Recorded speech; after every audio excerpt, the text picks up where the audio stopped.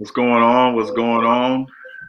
Welcome to Wednesday, and you are on U3 Sports Talk, unscripted, unapologetic, and unfiltered. Again, today is Wednesday, and of course, I want to welcome in the usual crew. J Mac, what's going on? What's happening, bro? What's going on with you? Can't call it, brother. Can't call it at all. Cisco, what's going on?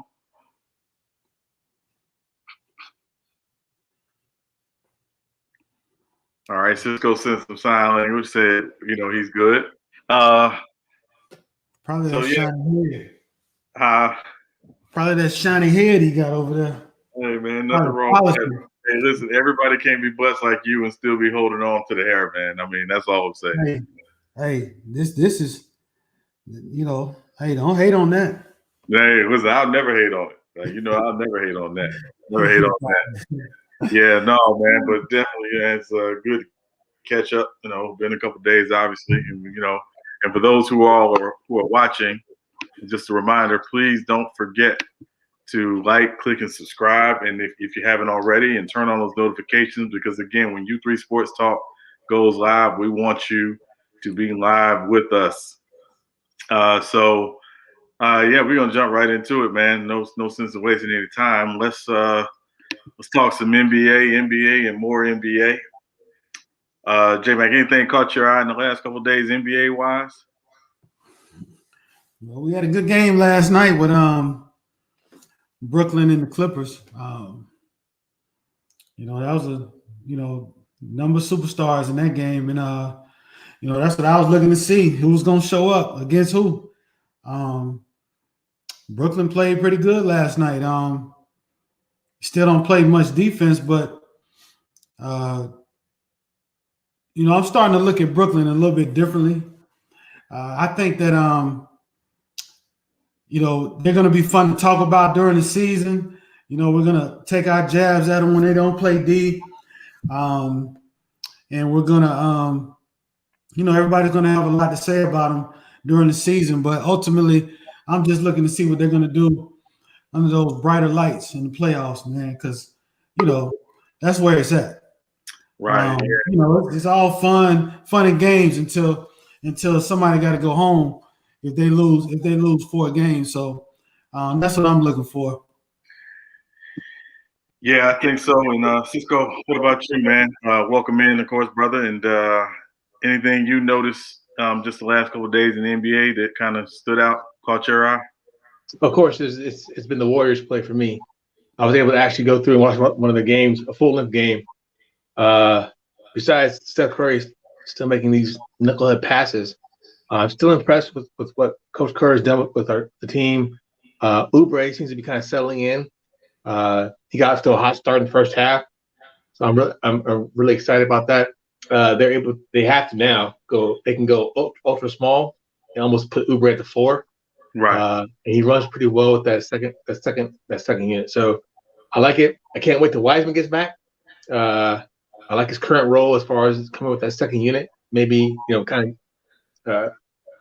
I don't know. That was really impressed with that game. Even though we lost the game, we didn't lose the game, but we started off really good. Just key turnovers at the wrong time just hurt us. Yeah. Hurt, welcome in, brother. What's going on, gents? What's happening, Hurt? What's going on? What up? Just want to ask you, man, because you definitely you are chilling. I'm assuming you watch some NBA. I am. Anything caught your eye the last couple of days, NBA wise? Well, of course, I watched the show last night with the Clippers in New Jersey. I'm sorry, the Brooklyn Nets. A lot of offense, but you said you're gonna get much defense. But I'm impressed with how unselfish the big three of Brooklyn is right now. KD had 28 points on 13 shots. Like they don't care who's cooking right now. Like Kyrie had it going. Harden hit some big shots. He's probably going to lead the league in assists, but I haven't seen, even though KD should be taking the most shots, it's just amazing how he's just like, okay, I'm just going to shoot 11 to 13 and y'all do y'all. And they still, win. But I just see them outscoring most teams, but they have to be on, I think, every every night to do that, because if they're off, their defense can't stop anybody. Yeah, I agree with you. I mean, when I watch them, defensively, their offense is 7 seconds or less. Their defense is 7 stops or less. So, I just don't see them stopping anybody. And Davon, welcome in, brother. Hey, what's going on, man? What's happening, man? What's happening? I needed another dark brother to hit the scene, man. Because right now, bro, we looking bad right now, boy.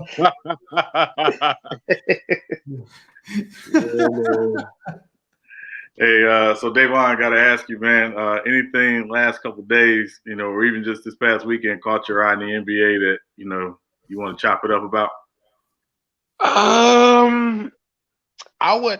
To be honest, I wouldn't say it's nothing special that really kind of, I will say this though, at least as of the standings are right now, I'm happy to see that the Jazz are the number 1 team in the West right now.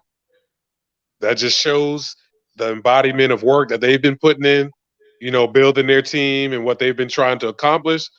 So hopefully they can keep that momentum going, because I definitely thought that LA had the best team in the West or in the league, period. Right. But I was definitely wrong about that fact. So I'm happy to see that. But other than that, and then for the Hornets, finally, I know it's still early, but they're actually playing great basketball as well, even though they're getting smashed on right now by Philly. But outside of that, they are doing pretty good. So, other than that, nothing too shocking. Yeah, it's interesting you mentioned Utah. I before the season, I kept telling people I thought Utah, when they got Bogdanovich back, was going to be something to deal with if they were fully healthy. And he's been, basically that second scorer they needed next to Donovan Mitchell. But also just kind of, the emergence of Mike Conley in that second year with them, he seems more comfortable. They're going to be a scary team in the playoffs. I would not want to play them if I were the Lakers. That'd be the one team in the West that could get the Lakers some problems, I think. I disagree. Why you disagree? Nah, that's Utah, man. Utah, I like what they're doing as well. They look like a great basketball team right now, but it's just the regular season. Playoffs is a totally different story. Things get tight, those matchups. I don't think the Lakers, after winning the championship, should fear any team that they're going to play against in the playoffs. It's just not going to happen. Yeah, and I'm not suggesting the Lakers fear them. I'm just saying from a matchup standpoint, they could give the Lakers some trouble. And no, I don't think so, because the Lakers have versatility on their roster. It's not like you gotta when you're playing against the Lakers and you have and you play one way. Utah, they're gonna have to do a lot of keeping their guard, the 2 guards on the floor at the same time. They match up well down. They match up pretty well in the starting 5 perspective, but as a total team perspective, I don't believe that Utah is going to give them any problems. It could go 5, maybe 6. Donovan Mitchell, he's great. He's getting better. Conley is looking much better than he did last year. His whole game it seems like he's getting comfortable with Utah. But again, this is Utah. Do we really expect Utah to knock off a Lakers team 4 out of 7? No, I mean, maybe not necessarily knock them off, but compared to how last year when everybody was like, "Oh, Portland is like a scary 8th seed," I think in the regards of that manner, I think Utah would be a little better match than that Portland team was, But I mean, you also got to look at the fact too that you have somebody like Jordan Clarkson, who's having a great season coming off the bench as well, providing a lot of offense for their second unit. So that's an X factor kind of individual. And I mean, you're right; they don't have enough depth to match up with LA in the long run. But I think, to me, I think there may be one, maybe two pieces away from being able to have a solid second unit that will keep them competitive. And I look at it from the standpoint in the playoffs of how teams shorten their rotation. So you're only playing 8, maybe 9 guys at the most. And when I look at Utah's 3 best players off the bench, when you look at Clarkson, you look at Royce O'Neal, you look at Derek Favors, you know, when those guys come in and supplement the starters, you know, they don't really miss a beat.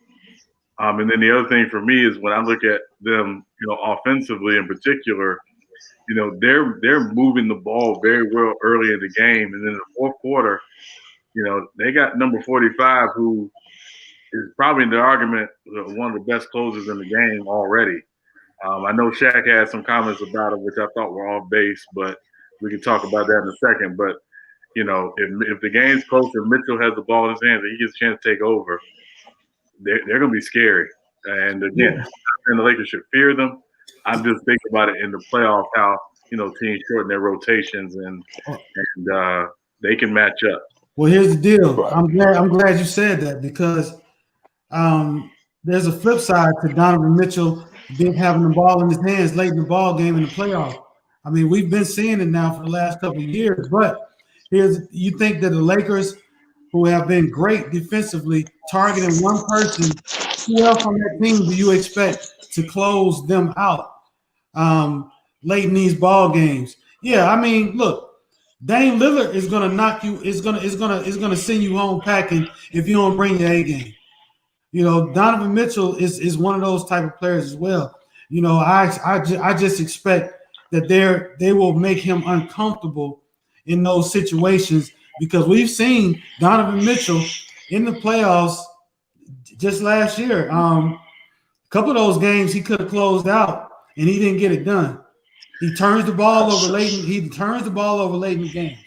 Right. And when you're playing a team, a LeBron James-led team, and a defensive-minded team, when it gets real tight, I mean, I just imagine them sending him to one side, making him shooting uncomfortable shots on a consistent basis that may even get him frustrated because he's still young. Well, and so I do agree with you on that to a point. I think the difference in that Denver series against Utah last year was Utah didn't really have a second scorer. It was really Mitchell, where Denver had, you know, Murray, who was going off, but they still had Joker, who was getting off as well. So I thought Mitchell was carrying a lot of the load in that series early. And in some of those games late, he did kind of, you know, run out of gas. Because, I mean, he was literally, in some of those games, I mean, single-handedly keeping them in those games. Getting Bogdanovich back, I think, takes some of the pressure off of him. It does. Early. He doesn't have to do that for an entire 48-minute game. And so, and again, I'm not saying it's a given they would beat the Lakers. Again, that's the champs. You know, it'd be a great matchup, though. You know, I think it'd be a great matchup. And again, I just think they, you know, there may be one guy who we're not seeing yet that's playing in their rotation who hasn't played enough to say, okay, maybe this guy can give them something in the playoffs. When I look at their just top 8 players, I think they're a problem in the playoffs. Hey, quick question for the panel. He mentioned Jordan Clarkson, right? Who wants to see that Jordan Clarkson Kyle Kuzma matchup? Man, stop. Hey, I'll take it. You know what I mean? somebody sought me somewhere. You know. Yeah, hey, for sure. Yeah, I'm sure. But I will say this: I'm not a big Jordan Clarkson fan. I thought he was madly inconsistent for the better part of his early career. But this season, Davon, I think you brought it up. He's been much more consistent this season than I've ever seen him. And I'm hoping that trend continues because, I mean, he just comes in as a designated gunner. Yeah, because I think the situation is now, as opposed to when he was with LA or when he was with the Cavs, I think he's been given a little more freedom to maneuver and be himself and not have to play so structured and concealed. I think they're giving him more of a green light than what he's used to. Yeah. And he's just making the best of those opportunities. I mean, because some of the games, if you watch from this season, outside of Donovan Mitchell, he's been the one that's kind of been keeping them in the lead or bringing them back when they need it, too. So he's like almost like the third option on that team, even though he comes off the bench, But but this is probably one of his better overall performance years as far as his offensive performance being so consistent. Yeah. Yeah. And Herc, I want you to jump in on this as well. I mean, obviously, we're about a quarter way into the season or whatever. And I know we're talking about Utah. Any other teams that you've seen this year kind of surprise you in terms of their performance? Well, I'm watching a team that could be sneaky good. I'm calling it the team of cast-offs. A bunch of, I'm going to say, all-stars coming together is the new Houston Rockets. I like the makeup of what they have. Washington gave up on Wall. Oladipo's been bounced around. Boogie Cousins got half a hamstring. Christian Wood. I mean, and they've had those shooters. Harden didn't want them. So, and they're quietly, probably going to be a 7, maybe 6 seed in the West. And they have talent on the roster. So I'm just seeing if it all could gel. 1 through 5, they're decent. Anytime you got Boogie coming off the bench as your 5, I mean, he's still better than, I'll put him at a top 15 center, but, he's the 6th, 7th man. So they could be good because of the, playing for contracts and the chip on their shoulder. So. Yeah, and they're interesting because I think Christian Wood was probably the best signing of the offseason. Mm-hmm. I mean, he's giving them, I think he had 26 and 15 the other night. I mean, he's giving them something. And he might be most improved player already. He might actually have that locked up. That's true. Yeah. They definitely have him in that conversation right now. He's definitely made a major jump this season. Yeah. But it's crazy. But then as they get mollywopped by OKC right now, as I loaded up on them tonight, thinking, oh, no Gregorius Alexander, they turned the ball over 12 times already and down, 13? I'm like, come on, Rockets. Yeah. It's crazy. NBA, man. It's the NBA on a Wednesday night. I see. But they are playing better defense. They look way better now than they did a month ago. Way better.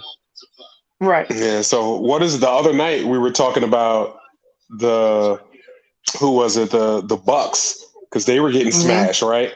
Yeah. But here they are tonight, just going ham on another team. So it's like the inconsistencies of the league right now. It's just for certain teams, it's just crazy.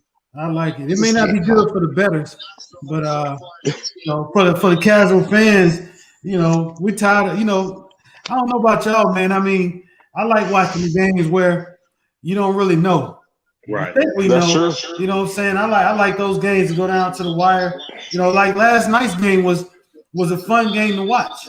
Right. If you play the game, you gotta appreciate a guy like Kyrie. Kyrie is must-see TV when it comes to putting on a show. I mean, as much as I criticize Kyrie, I give it up to him. Kyrie comes on the floor and he's giving you the work. If he missed 100 shots, I get on him for taking 100, but Kyrie's been playing outstanding lately, man. I mean, he's been putting people on skates. He's been just doing his thing, man. Hey. So let me ask the panel something, because I don't think there's an apples to apples comparison for Kyrie historically. But if you thought about 3 guys that you could say, okay, if we take something from all 3 of these guys historically, and that's Kyrie, who would those guys be? Okay, so for me, I would say as far as the crazy handle and ball control, I would probably say like a Steve Nash type, because he's so quick with it. Steve Nash was crazy quick with it, and you rarely see him get his pocket picked like that. Shot wise, that's a little more difficult. Dang, I would let me see. Historically, That's a tough one for me right there. But I mean, intensity is really hard to say because you've seen so many high intensity individuals come in this league. And I mean, you compare to some of the greats like a Kobe or a Mike or, you know, somebody like that who came and brought it every night, regardless if they had a great game or not. You know, his intensity that he brings every night is, you know, is next level, really. Like you said, J Mac, regardless of how many shots he takes and stuff like that, when you know he's playing, you want to watch because it's going to be a show. Right. Period. Yeah. You know, and the issue that I would say that I have with Brooklyn is being able to consistently keep that flow. Like they were up at a certain point yesterday big. Kyrie went on a run by himself. And then slowly, these guys start coming back on him. Yeah. And I mean, it's like, that's going to be their biggest issue is actually keeping leads and closing out games properly. Yeah. You know, because like you said, any one of these three guys can go off at any time. Joe Harris has been playing amazing this season so far too, taking better shots, hitting higher percentage shots, you know, creating for himself too within the flow of the offense. So it's not like they don't have the weapons. Right. It's just that they're not playing that necessary defense to keep what they have going.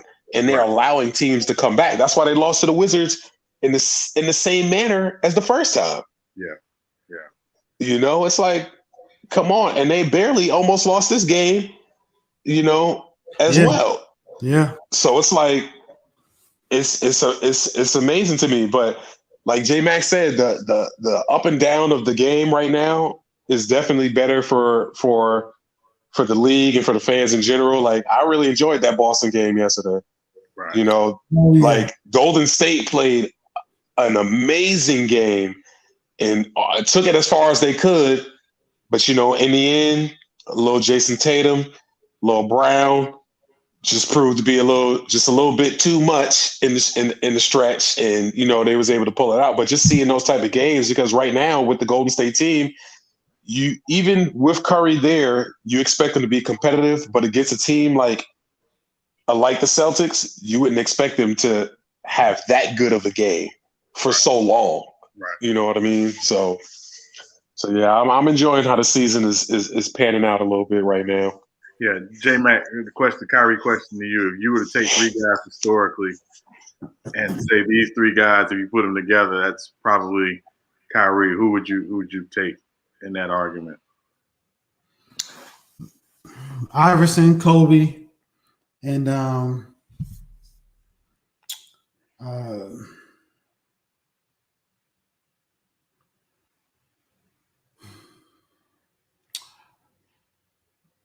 I would have to say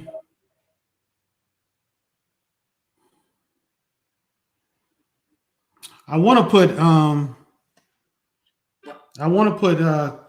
Chris Jackson, Rauf.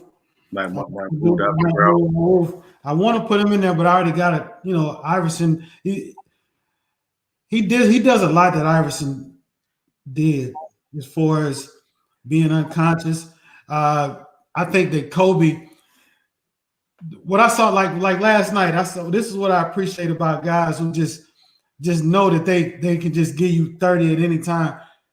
The game had barely even started yet, and the camera crew did a great job of watching Kyrie in the beginning of the game just dribble down the court. And he just didn't look at nobody. He just looked at the goal and shot the ball. I mean, it was no offensive set ran or nothing, and it was just straight nets, straight buckets. Right. And you could just tell it's like, yeah, he on a mission tonight. That was AI. That was Kobe. You know, even though he has a nonchalant kind of like look, Kyrie Irving does, but when he looks like that and he looks like he's just like zoned out, it ain't because of marijuana. It's because he's coming to give you the business, man.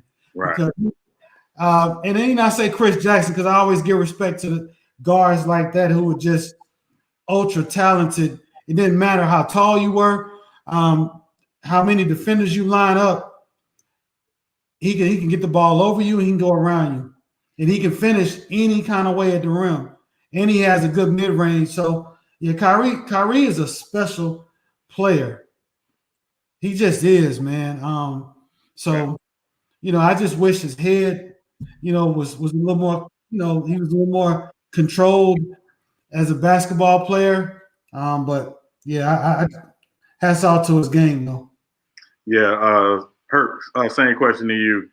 3 guys you would take historically and say these 3 guys are basically what a lot of Kyrie is.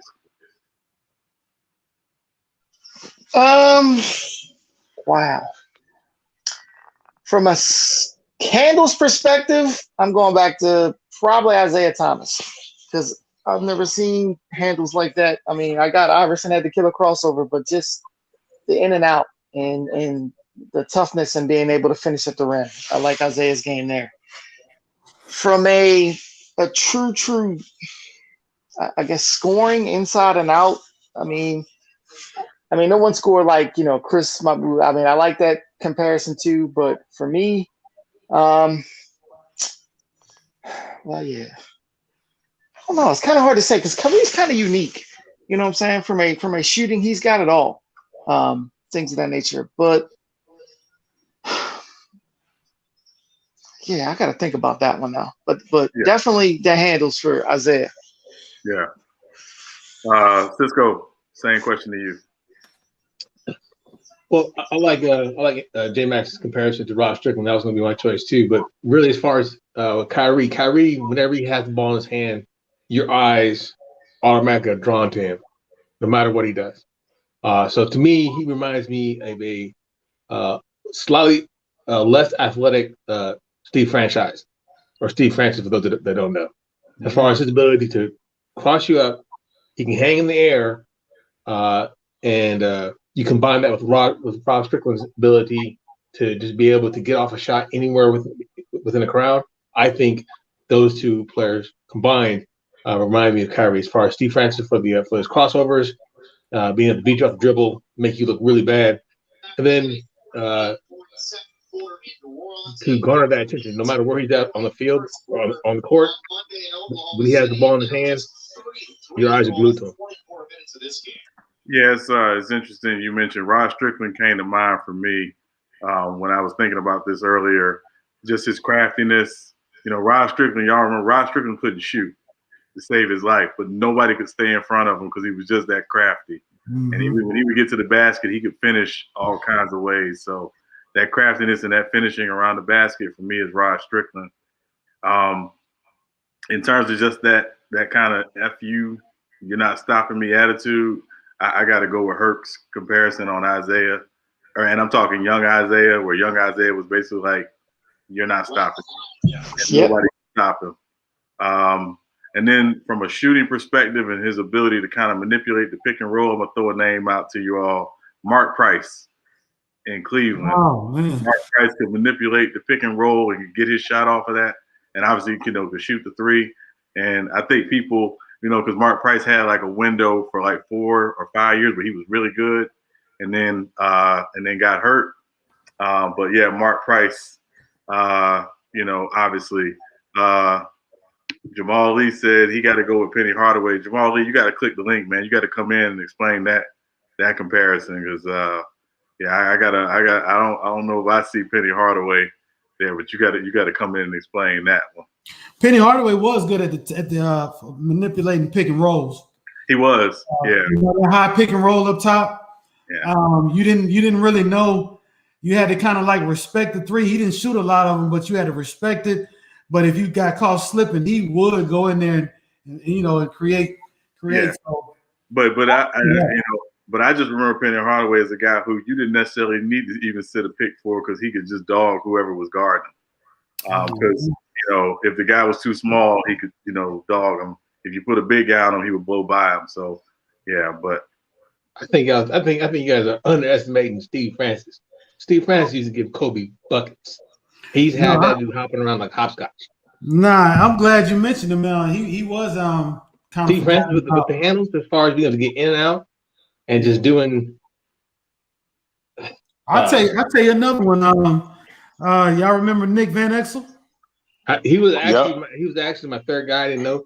Yeah, he's my. Yeah, I was about to say that too, but I agree. I think with those two guys, they're not only is it just their overall ball handling skills, but how quick their change of direction is on the move in traffic, one-on-one situations. It's pretty much like they're unguardable, Right. And they bring that I'm from the block type game, not like I played organized ball my whole life, but like I played in the hood type game to the official level, and it really made it work. Not everybody has been able to accomplish that task in the NBA.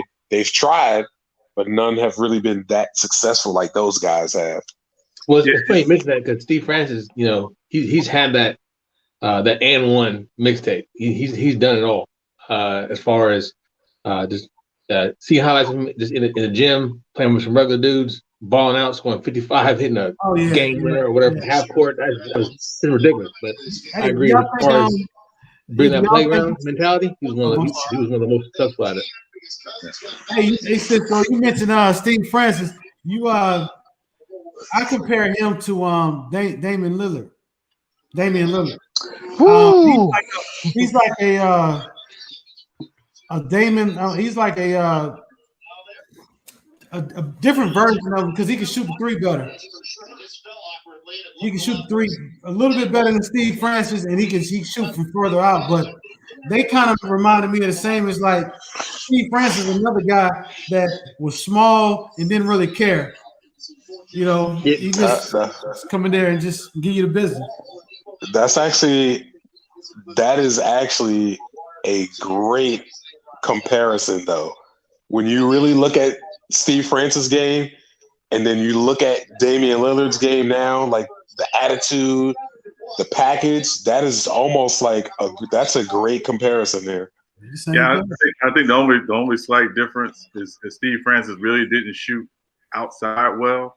I always thought 15 feet and in he was deadly. Yeah, that's what I was saying. Yeah. But if I were playing him, I'd stag off. I'd be like, I give you that all day. You're hitting it. But I didn't want to take him though. He was one of those guys that he wouldn't take him. If you gave it to him, he was still trying to come in there. He was still trying to come in there. Yeah. And I think, but he'll punch on you though. He'll punch on you. Yeah, of course. But the other guy that comes to mind for me, and again, when I think about Kyrie, just in terms of you can't really speed them up, you can't slow them down. The arenas, they always kind of played at their own pace, with their handles, and there was really not a lot you could do. I think Gilbert, obviously was more of a shooter than necessarily a guy who was trying to get to the basket like that. Where Kyrie, I think, wants to get inside. Gilbert Arenas. Yeah. Agent Zero. He was a bad boy, man. That's my man right there. And you know what? His first 60-point game was in LA on the Lakers with Kobe. On the Lakers, yeah. Giving buckets. Yeah, work. I mean, he used to just putting in that work. Yeah. I mean, you could argue if he'd had a more consistent season, you could argue he was Steph Curry before Curry. I mean, that's a good comparison because he was really. I mean, it didn't matter where he was on the floor. It was dagger time. Yeah. I mean, he was a beast. He was a beast for a while with the Wizards. Yeah. Man. Well, they had their mini big three, but they kept running into LeBron and Cleveland.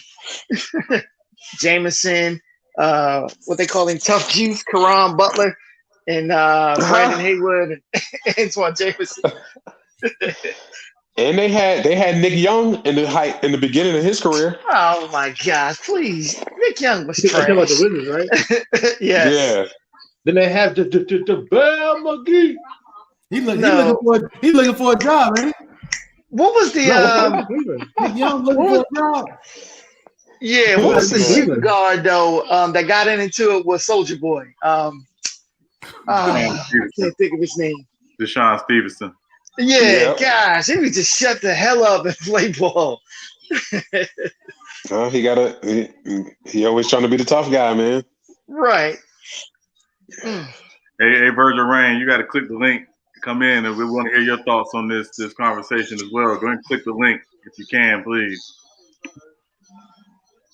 No Steph No comparisons. Steph comparison. Uh-oh. Whoa. Okay. You know, Steph got a lot of defenders, man. He do. You know, Yeah, you do. if you spell his name wrong, it's a wrap. They coming for you, man. It's like the Beehive for Beyonce. I resist that comment. My bad. See, there we go. Cisco. What are you talking about? Cause I know what you're shooting at. That's fucked up, bro. You know where I'm going? Yeah, I know where you're going. I've known you 15 fucking years. I know where you're going. I appreciate that. You know, we're supposed to be brothers. Yeah, it's all good, man. Hey, what y'all think about Russell Westbrook, though? Russell Westbrook gave his former teammates the business, and I enjoyed every step of it. But you know of why course. though? That's my But you guy. know where it came from? Because if you look at what is it, the 3 games or so prior, he played horrible.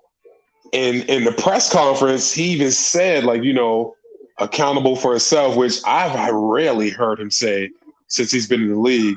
Just like, you know, I haven't been doing as much, you know, to help this team. I haven't been doing nothing really to help kind of lead this team a little bit. So, you know, I have to change my approach with how I'm playing and, you know, how I'm interacting with the guys to, you know, be able to help us out. And I say he sure enough came out there, chip on his shoulder, and went to work, you know. So yeah, he definitely was feeling some type of way, and he made it noticed at all times. Hey, you know what? I want to ask y'all something. Are we now officially done with thinking that Paul George is going to take a more professional leap on his team as a superstar? I mean, they lose last night, and he want to blame the refs. I mean, I'm telling you, man. Well, I thought that steal he got was clean though. I thought it was a clean steal. I thought it was a clean steal. Could have been, but they know that one call didn't lose the game. No, and it didn't. They put a microphone in his mouth. He loves to deflect. You know, I need to hear more from Paul George. Like, dang, we didn't get enough stops. So I didn't do my job like I should. Yeah. You know, it's always another reason why they lost. He always got some kind of, you know, always got some kind of excuse. I'm tired of him. I'm out on him. Well, you know what? How long has Paul George been in the league? You're stupid, man. How long has Paul George been in the league? Seriously. I know you. Hold on. I know you hear me, Range, and you a fool for that comment.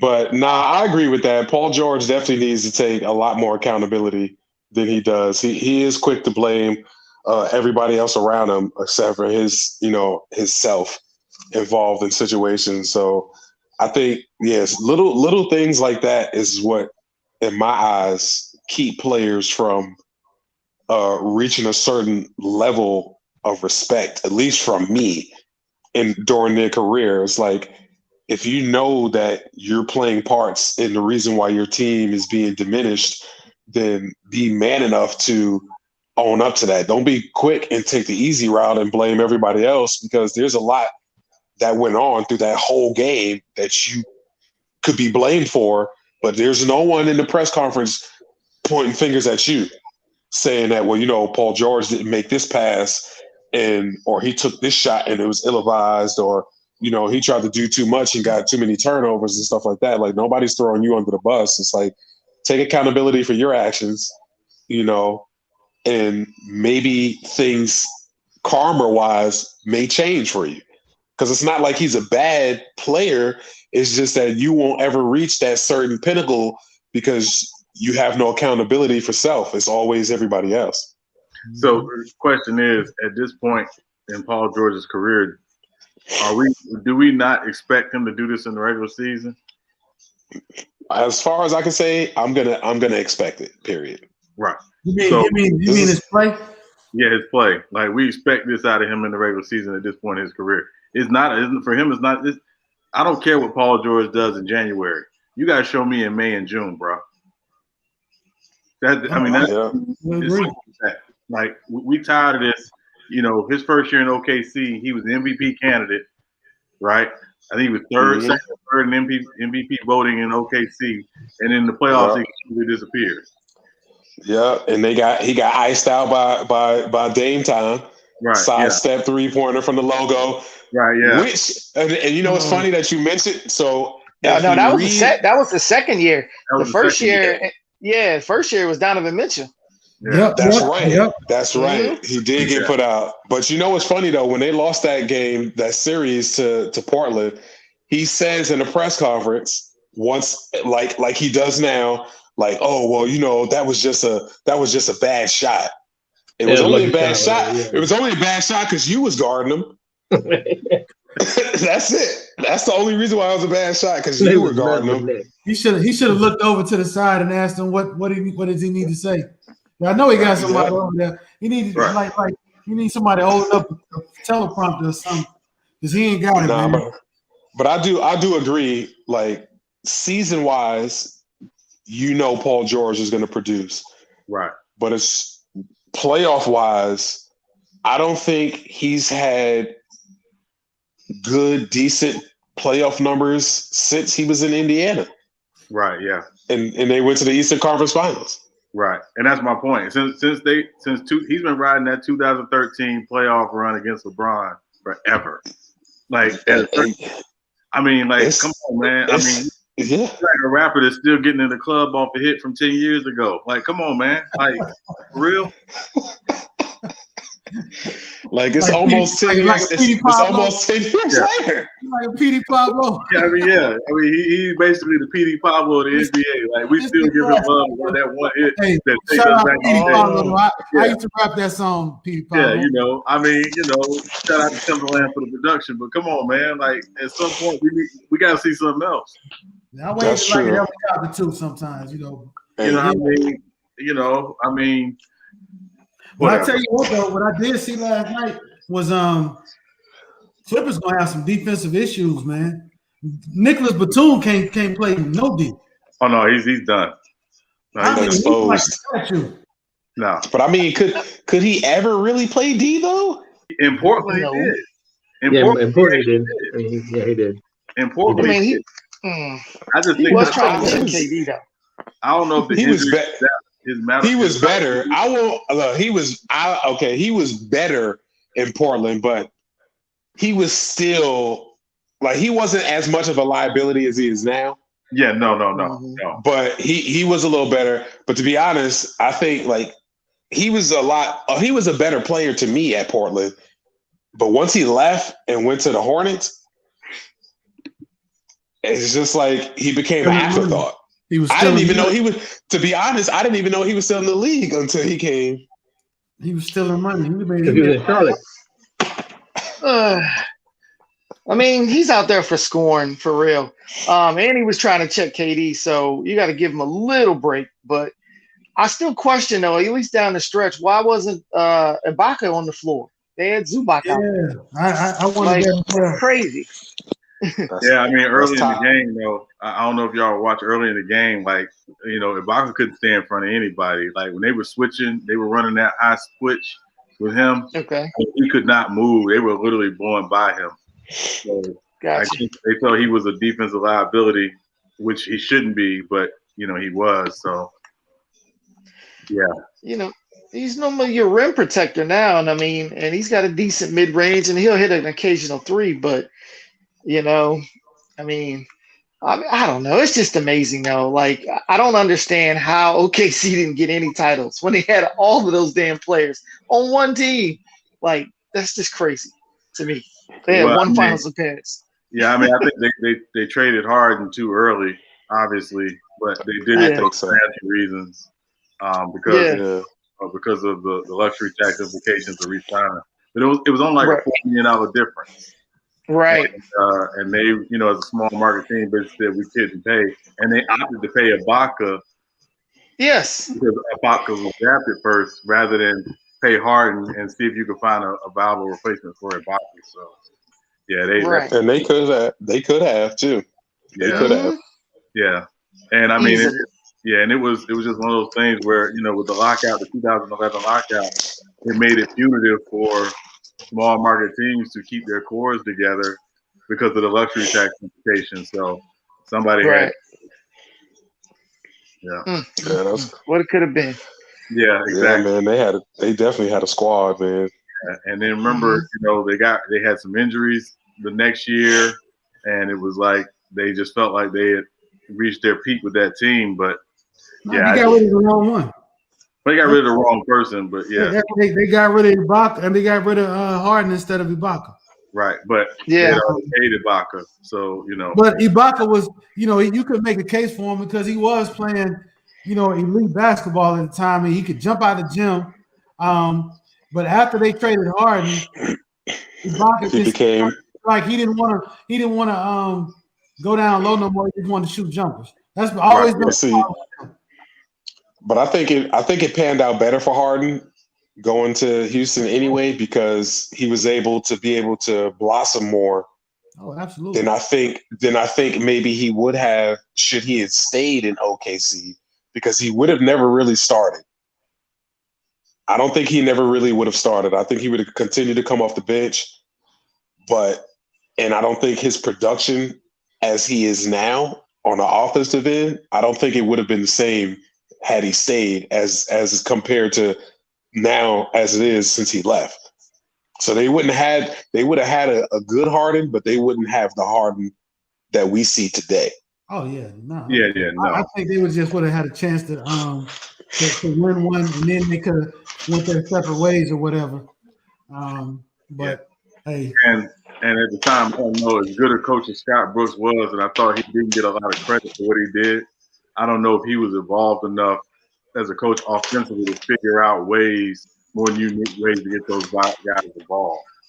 In OKC, I mean, Durant even talked about how hard he'd have to work to get his offense in OKC, and you saw how hard Russell Westbrook was working. I don't know if Brooks would have been that guy to say, we got these three guys, let's figure out unique ways to take advantage of their talents, more and make the game easier. Yeah.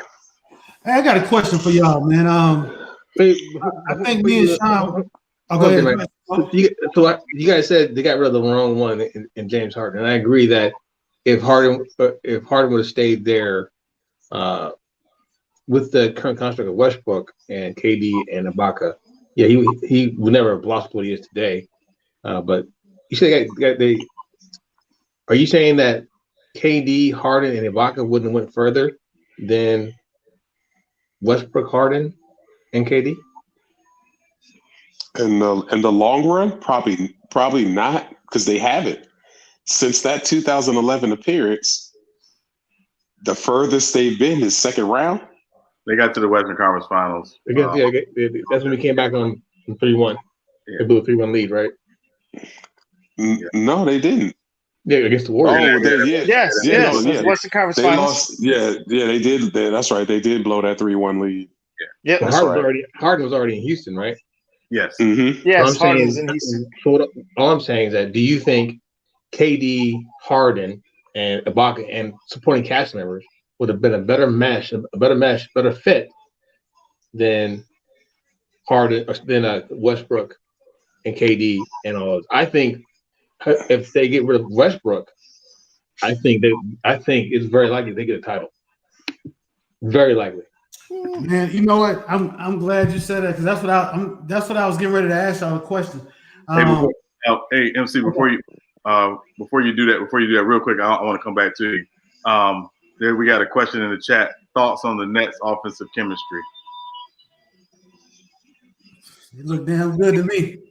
That's why I was telling you the other night they can't get a pass if they don't get to the finals. Those guys been in the league long enough. They're experienced. They've been the number one options on different teams. Right. They play the game very well together. And I don't mind KD not shooting the ball as much if he doesn't want to. If he's being that efficient, 11 for 13, James Harden get to do a little bit of everything, he averages his triple-double or somewhere around that range, and Kyrie just let him loose offensively like they did last night, and Joe Harris just hope and pray he get the ball when he does, I still think that offense is good enough to get to the finals. There should be no excuse. I don't care if DeAndre Jordan only wants to play when he's trying to catch a lob. You know, of course, their defense has to be better. But if you saw last night, either the Clippers got bad offense or their length, Brooklyn's defense in times, in little spurts, stopped them from blowing them out, from winning their game. I think they played excellent ball together. Yeah, I agree with that. I do. Yeah, I think their defense is going to be the biggest question down the stretch. But offensively, I don't really see a whole lot of teams that can really be able to shut them down crazy like that consistently. Yeah, they shot You me. got three dominant scorers like that. I don't think it's going to be hard to kind of shut them all down at one time. Yeah, I mean, I agree with you all. I just think, offensively, if they're cooking, they are pretty much a very difficult team to beat. But if I'm really thinking about it, again, when I look at the playoffs and how possessions slow down and how the game tends to slow down, if they're not hitting shots, will they get enough stops to win a 7-game series against a Philly or even a Milwaukee? I don't know. And again, I don't have him going further than the conference finals this year. So to kind of answer the question again, I think it's still evolving, right? But if they're able to check the ego at the door, kind of like that, and if KD is trying to take the mentality from the Warriors, hey, whoever's cooking right now, we'll feed you the hot hand. I think if they're able to adapt that mentality, check the ego at the door, then eventually, I still don't think that we haven't seen them at full stride yet. Because like you said, they can average literally 30 points a game together on the floor at the same time. Right. But I still think it's evolving. It's moving in the right direction.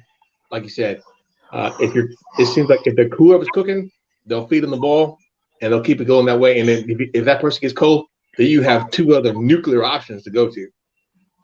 So I think it's still evolving. We'll see.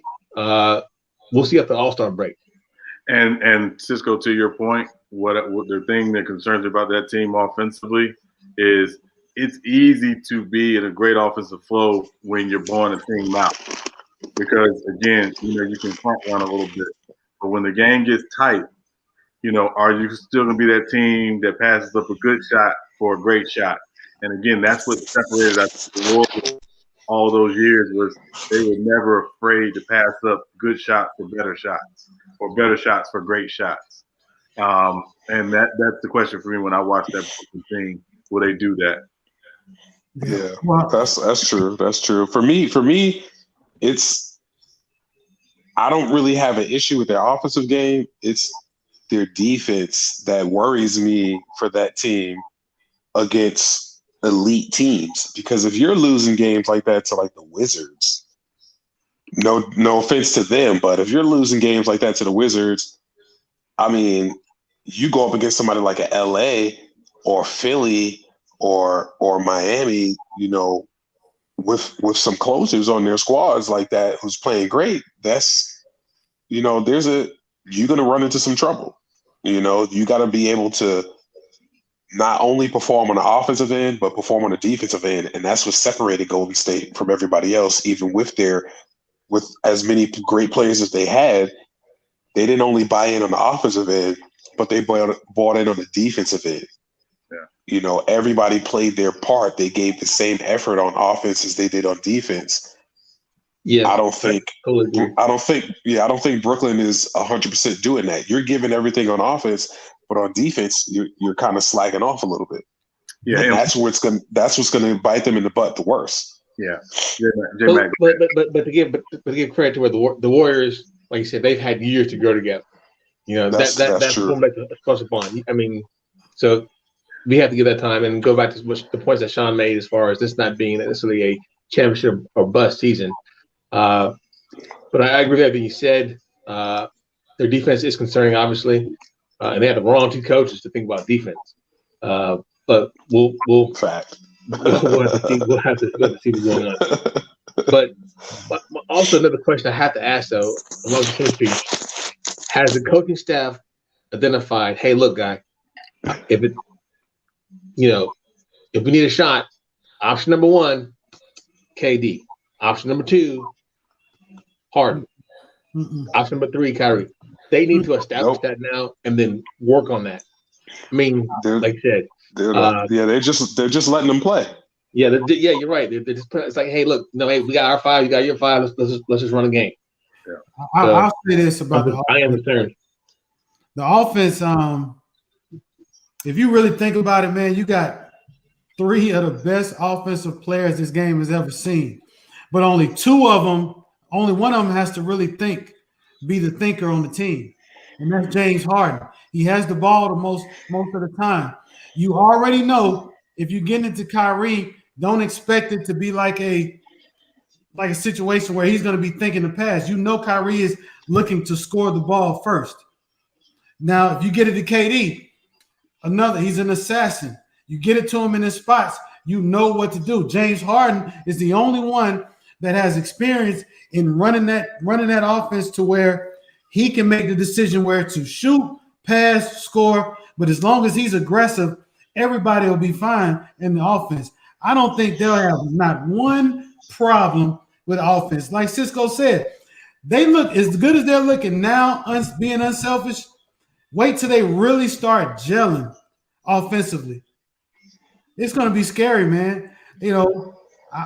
I don't think they're going to win it all because they can't play D unless they make some moves. But if they got there, all bets are off, man, because you got to stop three of them monsters, man, and it's going to be very, very hard. Yeah, that's true. Yeah. Hey, Pavon. Thanks for the question. It's definitely a good question about Brooklyn. Another team or a couple guys I want to talk about, just that we haven't really talked about, Jaylen Brown. And I know, Devon, you brought him up earlier. Man. Hey, Jaylen Brown right now is playing the best basketball offensively and defensively. And he's like, 4th year in the league right now? I mean, the ceiling for him is really, because he's always been solid, even as a rookie on both ends. Yeah. And he has the potential to be one of the best two-way players in the league, in my personal opinion. Yeah. I mean, I'm not a big Danny Ainge fan because I think he still whines too much. But I will say Danny Ainge, if he's smart, he does not trade Jaylen Brown or Jason Tatum for anything. He can't. You keep those two together. And again, if Jason Tatum can just give me a little bit more consistent effort defensively, they can be very, very scary for the next 10 years together. He just ain't got that dog in him. Yeah, I don't want to compare it to Jordan and Pippen defensively because that's a different animal, but just a little more consistent effort defensively. Those two on the perimeter can be a problem a long time for the league. As long as they continue to push each other the way they've been doing and improving, they will be by far the 2 best duos in this league for years to come. Yeah. I agree. Jaylen Brown he's becoming a young superstar, man. And he's flying under the radar. He may be just as good as a two-way player as Paul George, or they say Paul George is, because he's proven it every night. Matter of fact, both of those guys, Tatum and Jaylen Brown, are 2 great two-way players on the same team, man. Like a Jordan and Pippen. Not trying to compare them, but why wouldn't you put them, at least in that conversation? Because that's how they win games. They're a small team, and they're asked to do so much on the offensive end. Then they always guard the toughest players. Always. Right. So, hey, kudos. Shout out to Boston, man. And I thought I'd never say that because I never grew up a Boston fan. But Right. I like the way those guys are playing. So, hey, do you think if Jaylen Brown gets traded in that Kyrie trade, does LeBron go to LA? Yes. Still? Yeah, he probably still goes. Yeah. I still believe LeBron did not go to LA for basketball reasons. He went to LA for mobile reasons. Yeah, that's true. Plus, he went to see. He had already been in talks for his son to go to that school prior to him even really leaving Cleveland. So he was already, that move would have happened regardless of the fact, because it was more so for his son to get more exposure than they were getting for him out in Cleveland too. Right. Still it's a better AAU market out there in LA than it is in Ohio, you know. Yeah. So, and as far as school wise, the exposure that he would get, like he's getting now. Yeah. So, yeah. And then the other guy I want to talk about is DeAndre Ayton. That Chris Paul effect matters. Like, he is coming out this year as what we expected him to be as a number 1 overall pick. I know Phoenix has been kind of up and down, but he's showing you why he was the number 1 pick in the draft. Yeah. I mean, Chris Paul, Chris Paul is the type of individual that he can make players better. For whatever reason, wherever he goes, he can make his big men look outstanding and motivate them. I mean, he's done it his whole career. When he came in with New Orleans, I mean, him, Tyson Chandler, and David West were balling. You know, they were balling. He goes to LA, you know, he got those dudes shining out there, Lob City. It's like wherever he goes, he gives his everything. And I mean, yeah, he hasn't won a championship or anything like that. But if you look at the improvement of the players, like, they do get better. So whatever he's doing with his big man, they are definitely stepping their game up. I'll say that much. So for DeAndre Ayton now, with the addition of Chris Paul on that team, to be playing the way that he's playing, that's something to be said, man. That's something to be said. And I want to say this real quick to your point about Chris Paul. 2008, I thought Chris Paul was the MVP of the league. I know Kobe won the MVP, and it was partly because Kobe had never won one, so it was kind of like, hey, we ain't represented for Kobe yet. But if you look at the season Chris Paul had in 2008, what he did with that team, I thought he was the MVP of the league that year. Yeah, everywhere Chris Paul goes, he's just that pro. You know, when he steps on the court, he's all about business. He knows the game. He's a very, very crafty veteran. Yeah, he's leader. He's leader. And I will say this: that series against Golden State would have been a lot different had he not got injured. I would suggest that they probably would have won that. That's what I'm saying. I will say had he not got injured, Houston is going to an NBA Finals. I will say this, and a lot of people say that, but let's not forget that Andre Iguodala also got hurt in that series as well, and he was out. So I don't know if both teams are fully healthy. I still don't think they beat that Golden State team. It might have been a different series, and again, we don't know which Harden shows up, because again, the biggest complaint about Harden with Chris Paul was when Harden's off the ball, he does nothing offensively. He just stands there. And that plays right into what Golden State likes to do defensively. That game was close though, bro. That game was close. If Chris Paul, if it's still close like that in the fourth quarter, you know, if Chris Paul has that way of getting to the line, slowing those runs up, and guarantee you they wouldn't have shot 55 3-pointers in the second half. Well, You know? again, that's a coaching issue. That ain't a Chris Paul. That's a coaching issue. Mhm. He wouldn't allow. So- It'd have been more going to the hole.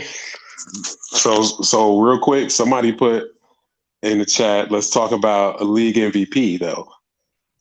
As of right now. Joker. So you think so? I mean, No, man, his come on, man. numbers. His He numbers just is gave the highest paid big man the business. He gave him the business. So no, to me, Joker right now should be the front runner. He should be at least in the top three discussion, bar none. Okay. Yeah, I mean, I'll say, last month the two players of the month in East and West were both big men, Joel Embiid and Joker. When's the last time that's been in the NBA? 1985. Yeah, maybe. Yeah, so. Hey. Oh, I'm sorry. Go ahead. I didn't mean to interrupt. Go ahead. Go back. It's either Joker and Embiid for me right now. I think with LeBron and third, the Joker and Embiid for me right now. Yeah, I could agree with that fact. I like Embiid as well, but the guy who's blossoming scoring wise for me is Bradley Beal. But somehow they're gonna give it to LeBron because he cried enough to get it this year. He ain't. I mean, We know who ain't gonna get it though. But We know who ain't gonna get it. Bradley Beal is averaging almost 36 points a game right now.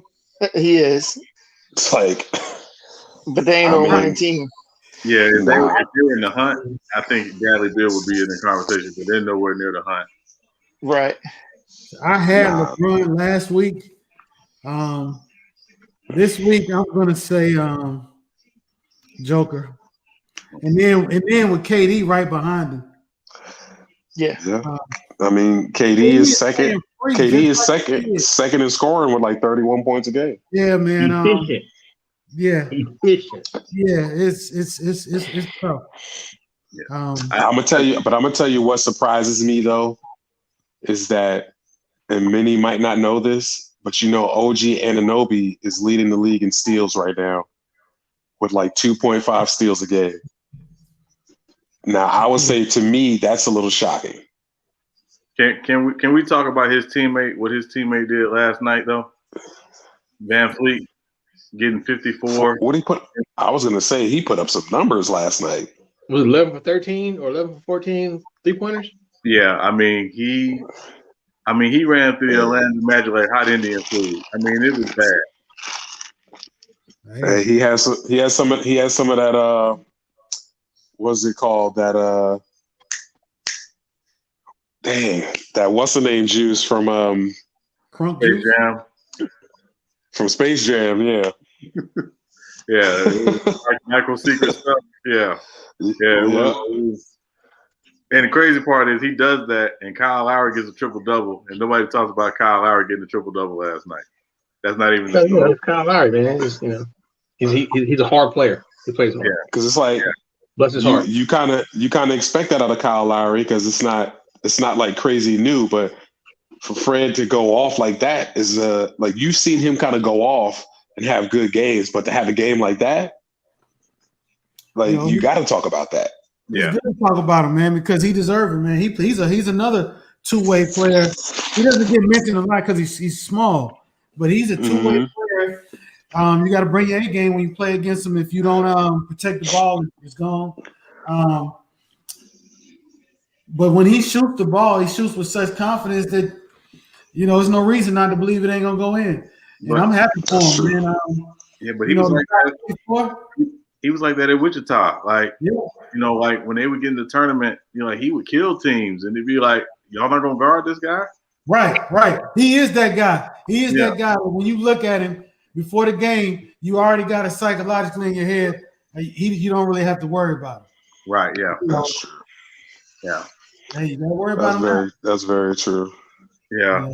But that's a good thing about the NBA right now. That's what I'm saying. You got ever since the bubble last year, you got guys that are having breakout. They're really showcasing their talent.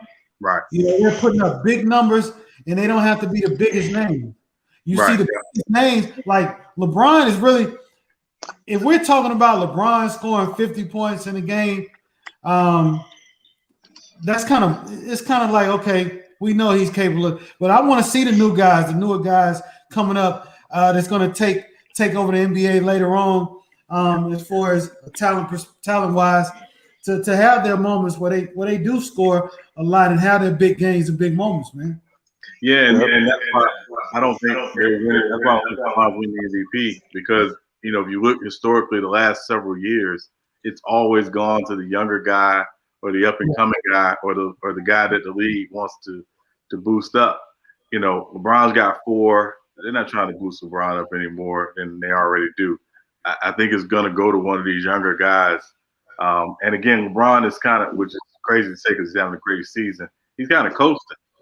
Like he's not really dominating, from a numbers perspective like that. Because at this point, it's not about the regular season for him in year 18. It's about let's get ready for May and June. So, yeah, I think it'll be Joker or Embiid right now. But there could be somebody who sneaks in later in the season. We'll see. Look for AD to have a late run. Looking for who?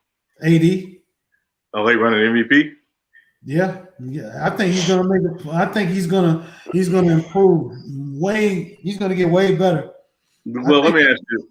Let me ask you this because I'm just curious, y'all thoughts on this. I always think if you got another MVP candidate on your team, it's hard to make a run at MVP like that. What do y'all think?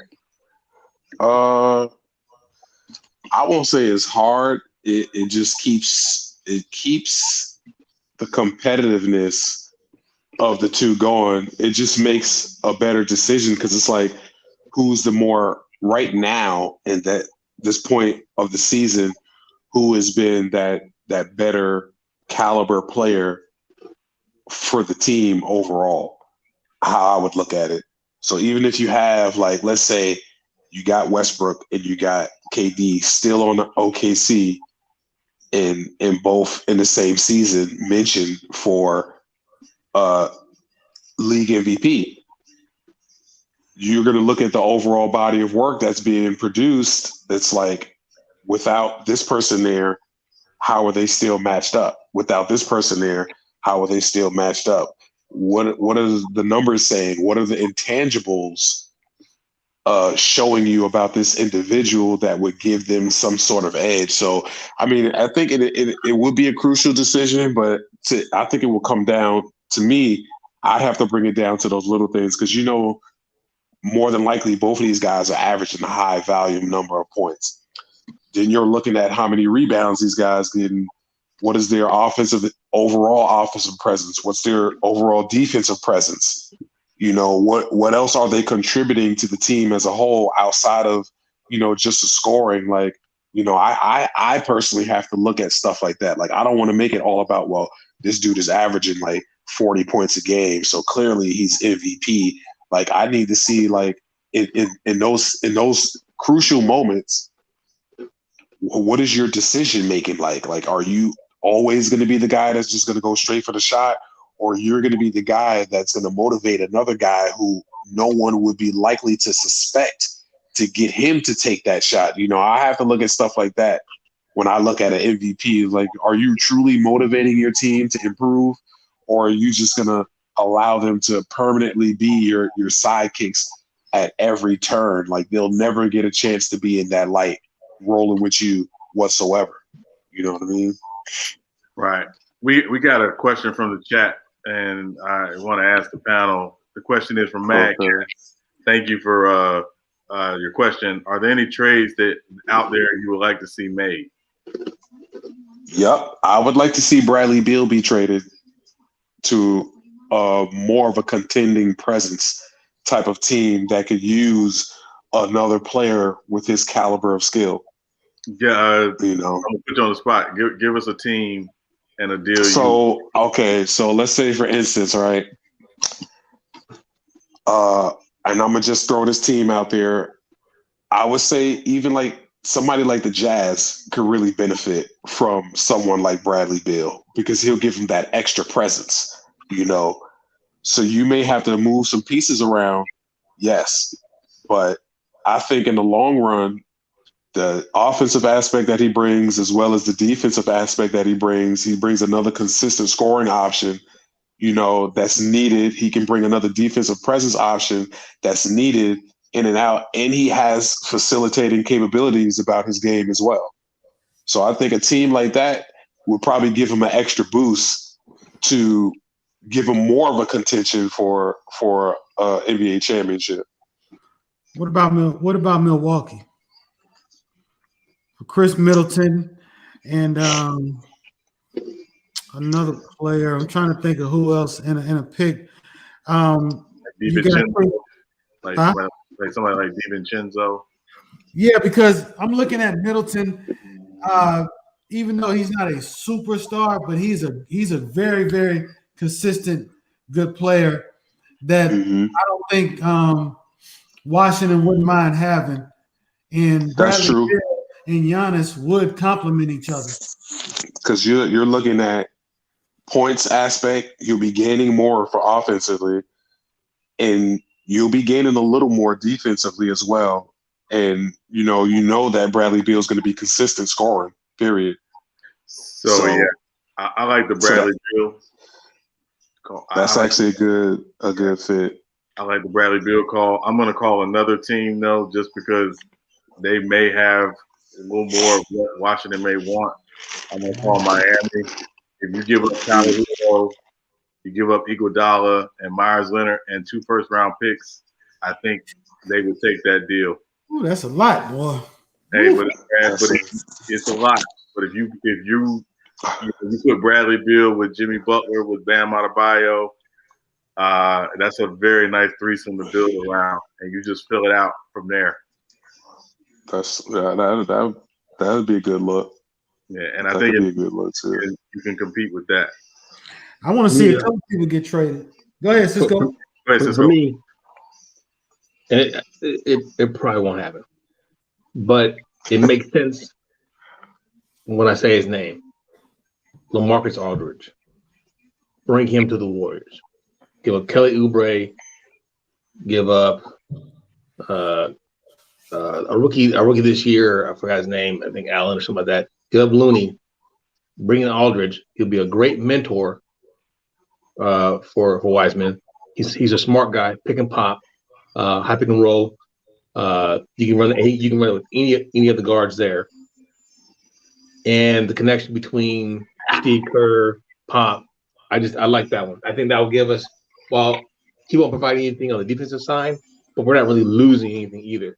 He's still a decent rebounder. He's expanded to the 3-point line. Money wise, we're already $63 million over the cap. But if we give up those 3 guys, that'd be roughly about $22 million. And I think LaMarcus is making between 23 or 25 million. I mean, and his contract is, I think, up after this year. He signed an extension a couple years ago, so he's got, I think, another year left on his deal. I thought it expired 2/21. Yeah, they're paying 50. I mean, that's something. No, I could. That sounds like it. I like. It sounds like it could be something decent. Yeah, I like it. I just don't think that Golden State would get rid of Oubre. Oubre's been playing pretty good ball, man. No, so he's only been playing like the last 2 weeks of good ball. And And like you said, and I think it was said earlier, they are, he's kind of catching up. And that guy is hyper or uber athletic. I didn't realize how athletic he was. It makes me know I was on the wrong side of life. He's been Kelly Oubre. Yeah, he's super athletic. I didn't know he's athletic. He's just really inconsistent right now. Yeah, so you give up those 3, you get consistent scoring. He doesn't have Marcus Aldridge doesn't have to be the focal point. We already know that. Can provide that triangle offense, high pick and rolls, screens. And then he can kind of show or help Wiseman out with his game, because Wiseman is talented beyond belief. But to have somebody there who knows who's been there, who's been an all-star, I think that works. I think that works. I'll tell you this about Oubre, and when the Warriors got Oubre, obviously it was part because of what happened with Clay. this off season. But I always view Oubre as kind of like when the Warriors got D'Angelo Russell. Like they got him to eventually move him for something else, Piece. a pick or another piece. Absolutely. Yeah, so I don't think he's a long-term fit there, obviously, unless he just buys into being the sixth man and coming in and being that guy. But I'll tell you another trade I'd like to see. I'd like to see Andre Drummond get traded to Portland. Oh yeah. Just to give him something. Yeah, you give up Nurkic. You probably have to give up, one of your young guards, whether it's Anthony Simons or Gary Trent Jr. I probably want to keep Trent and give up Simons. Yeah, I was about to say I definitely give up Simons. If I had to choose, I'm gonna give up Simons. And then, again, probably a first round pick because again, you got to give Cleveland something, and the first round pick would be the thing that would sweeten that deal. But they need a defensive presence who can also give them 18 points a game. They get killed on the boards. They're terrible defensively. Melo's on his last leg. They can't depend on him to score anymore. I mean, he looks washed at this point. So I think Drummond to Portland would make a lot of sense. Drummond's solid too, man. Yeah, and Cleveland's going to him in the offseason anyway. So if you can trade him and get, again, Nurkic and a first-round pick, and again, Simons. And again, you're not keeping Nurkic long-term if you're Cleveland because you got Jared Allen. But, I think they need to make that move. I'll tell you a move I would like to see made. I want to see I don't think the Knicks are committed to Julius Randle. And I think right now they can get some very good picks or assets. Let Obi Toppin get his experience this year. And I think the Knicks are set up to start turning their franchise around, man. Yeah, I agree. And they got some assets. They got Dallas's unprotected pick, and Dallas looks like they may not even make the playoffs this year, which certainly puts that pick in a different light. So, yeah. You don't even necessarily have to get good players in return for them. You can get some good picks for them, and I think New York would be on their way, man. Yeah, I agree. Any other picks just before we move on from this NBA because we got to talk some quarterback stuff here for a second. Rozier? No, I think that's it. That's it for me. Rozier, maybe. Hey, Rozier. Yeah, I think they got to consider moving Rozier again just to get LaMelo in the starting five. I just don't know what team would want to take Rozier on. This year, maybe next year, because he's expiring contract. I just don't know who would want to take him on this year. Yeah, probably nobody. I would say nobody to this point. You said who? Cisco? Detroit could make sense. It could make sense in Detroit. Yeah, especially with Killian Hayes out. So yeah, I think he could make sense. The Clippers. Yeah, Clippers could make sense, but again, I don't know what they'd have to give up. I mean, you had Reggie Jackson. You had Reggie Jackson out there last night. Yeah, I mean, So, and I mean, the trade deadline's not till March, so we got some time to see what will happen here in the next month or so. But we got to pivot because we got to talk some quarterback news. So, a couple quarterbacks were in the news today. One retired by the name of Brett Favre, who had some interesting comments to make about Deshaun Watson's situation. And so I'm going to post the comments that he made and get everyone's thoughts on it. So give me 1 second.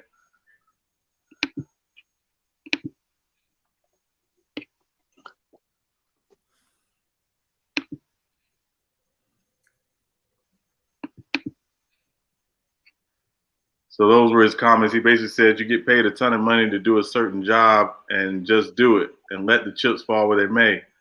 I think we make too much money to voice an opinion, but I'm not saying he's wrong. Again, I think it's a different day and time. It'll be interesting to see how the organization handles it. So just want to get everybody's thoughts on Brett Favre's comments on Deshaun Watson. Well, what did Deshaun Watson say? Exactly. Well, he hasn't said that anything. that made Brett Favre make this statement. He hasn't said a word. The team has been doing most of the talking. He hasn't said a word. He's done stuff like taking Texans off of all his social media and stuff like that. But he hasn't publicly said anything. So then, where's Brett Favre coming from with he's live. He can voice his own opinion and stuff like that, but he wouldn't be voicing his opinion if he got paid that much money. Like, what are you talking about, bro? Yeah, I think Brett Favre. I think he was on it. He thought he was on a Nike commercial with just do it. So I don't know. This ain't no what's that? No Copperfit commercial. Yeah. You get in a slippery slope when you start talking like that about players that make these trade requests or do things that you don't like for them to do. When you tell a professional athlete you have a certain job to do, just do it. Well, you're not gonna. That doesn't apply for every situation. It just doesn't. If he was upset about something and somebody told him to shut the hell up and just do your job, you think he's just gonna take it? No. Probably not, but I think he was just probably saying like he requested that formal trade after being paid the second highest in the league and things of that nature. So, I respect Deshaun, and I think what happened to him in Houston is a tragedy that started with Bill O'Brien. But at the same time, if you allow the James Hardens, Deshaun Watsons, the Aaron Rodgers, to just because they're unhappy, you know what I'm saying? They don't give us any group discounts for signing because they're the best of the best. And just because your season or things of that nature don't go the way, should you have that power to be like, you know what, I don't want to play no more. You know what I'm saying? Because let's not face it, Deshaun Watson's a generational talent. You don't trade, Pro Bowl players under the age of 25, no matter how many draft picks you are, because that talent just doesn't happen. So, you bring some of these organizations at the mercy because walking on eggshells, you know what I'm saying? Like, if I upset this dude, all he has to do is just say, I don't want to play here and we have to move him. That's not right either. So it's got to be balanced as well. That's a good point. That's true. Yeah, good point. Very true. Hey, Jay Lee, welcome in to the stream, man. Brother, what you got on this situation? Yes, sir. What's up, fellas? Hey, shout out to my homie that's the Niners. What's up? Bang, bang, Niner gang up in here. Bang, Niner gang, baby. What's up? Oh, What's God. good, Oh, here we God. Somebody got a I had mute to button. chime in Hit on the this. mute button. So check this out. This is the same Brett Favre that said something about Javon Walker getting paid.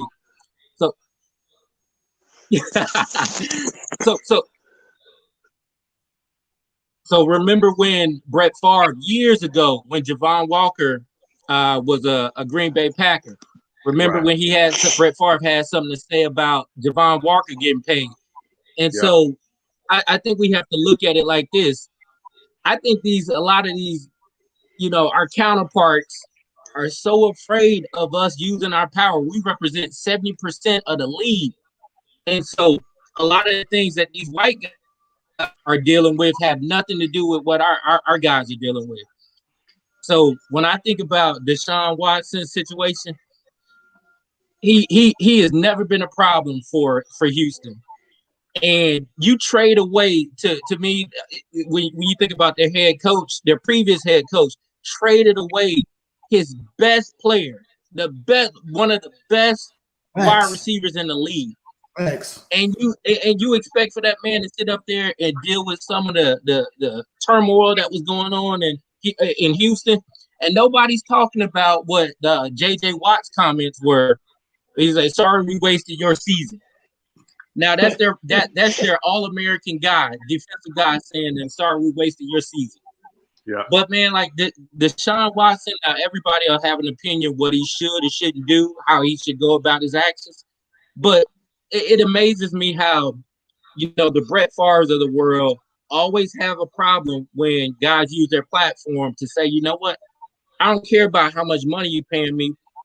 Why? Like, what? These are the things that you promised that you were gonna do. I didn't ask for these things. They said they were gonna make him involved in certain decisions, Right. and he didn't bring that. He only brought that up because, hey, look, you guys keep on saying you're gonna do this. You're gonna say you're doing that. All they continue to do is make that franchise work. Granted, 4 out of 6 seasons they made it to the playoffs. But I mean, he's getting killed over there. So I agree with what my man said, Jay Lee. I think all of us, though, right?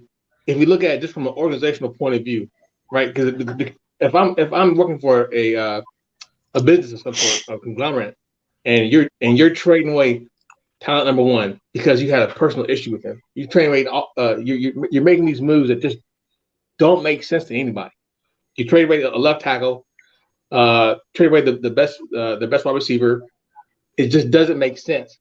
All of us here on this panel right now, if we were working for an organization just like that, the first thing we do is like, what the fuck are y'all doing? Do the trade. This is it. Give my check. I'm out. I need to go somewhere else because it's obviously not conducive. You're obviously not trying to move forward. It seems like you're trying to reset everything back to square zero or square one. It doesn't make sense. So if I'm Deshaun Watson, first of all, if I'm Deshaun Watson, I just tell Brett Favre shut the hell up and sit down and eat cheese. But for me, man, like I said, just looking at it from an organization point of view, if I'm working for an organization and they're giving away all my talent, I'm like, okay, why do I need to stay there? Because we can't win. That's a fact. It is though, but at the end of the day, they put $160 million in his wallet, you know. And I mean, I hate to say, when you work for an organization, not everyone gets a vote. You know, he's paid to play quarterback at one point. I mean, I'm not saying he's wrong and things of that nature, but you know, a business is a business. If Deshaun Watson throws 30 interceptions, he don't give the organization any money back either. I'm just playing devil's advocate here. You know, there's no way Deshaun Watson should stay there. But at the end of the day, if I'm the owner, I'll make you the highest paid. You got to play quarterback, dude. Like, hey, but Hurt, I got 2 questions for you. First, why does the devil need an advocate? You know, the devil. I'm just saying, though. It's whatever. But no, what the second question is, and again, if you're the organization and you go to him after last season and you say, listen, we know this was a rough season. We want to consult with you on who you think we should be looking at for our general manager, who we should be looking at for our head coaching position after all of the turmoil that we caused you. Because again, we want to show you that we're committed to building this thing right. And then you don't even do that. Why would he want to stay regardless of the check? First of all, I'm not arguing that. He shouldn't listen. After he traded away the left tackle, he should have never listened to another word that they said. And once they got rid of Hopkins, he damn sure shouldn't have listened to nothing else they said. To me, you can't have no faith in an organization that gets rid of your 2 best assets. That's all you have. Right. All you have is your left tackle and your best wide receiver. Right. You don't have nobody else. Yeah. You know. Like I said, man, it's the proof is in the pudding, bro. The proof is in the pudding. What have you done for me lately? You haven't done anything to put anybody in this organization in a position to win. You have not. Yeah. And then if they're actually being realistic and they take their ego out of it, which I know telling a billionaire to take his ego out of it is not going to happen. But if you're just looking like, hey man, what can we do? We have no draft picks. We have 1 star. We got a fading star. What can we do? Because at the end of the day, it's supposed to be about winning championships. So if they take an honest look at themselves inward, hey, come on. Yeah. Good point. Yeah, and I mean, and the fact is, this isn't the first time in NFL history we've seen a great talent waste their career in a bad organization. I mean, does anybody want to say Barry Sanders? Calvin Johnson? I want to say Calvin Johnson. Same organization, bad organization, bad management, piss poor. I mean, just roster management. Like at a certain point, a guy's got to say, "Look, I'm thank you for the money, but I'm out." It's the same thing. It's the same thing. Not to switch it to basketball, but Magic left because he was promised that he was going to be able to, make some decisions, and ultimately he wasn't able to make. And he was getting that bread too, but he was like, "Nah, this is not what I was promised. I got to go." You said who was it? Who was it that left? Magic. When he was before he left. Lakers. Magic. When he left the management position. Yeah, management position. Okay. I think about when he left the Lakers. No, his management position. Yeah, not Showtime. Yeah, no. But I mean, even then, remember in '81, Magic asked for a trade. Because he wasn't enjoying playing for Paul Westhead, and the Lakers said, "Hey, we just gave you a 25-year, $25 million contract by Paul Westhead." So I mean, it's not unheard of. But yeah, I don't want to see Deshaun Watson waste his talents on a team that's being run by Tommy Boy. So that's basically what Cal McNair is. He's just Tommy Boy. He just inherited the company from his dad, and he's inept, to say the least. But I agree though. But I still think I'm not going to say he ends up in a better situation. I mean, because what Houston's asking for him, four draft picks and 2 defensive starters, stop it. Like, I mean, I got it, but damn, and the only teams that are good enough or have the draft capital to get it to them are in the top of the draft for a reason. So if you go to the Jets, right, and they give up all that for you, does that make you any closer than the 3 playoff seasons he had in Houston? No, in my opinion.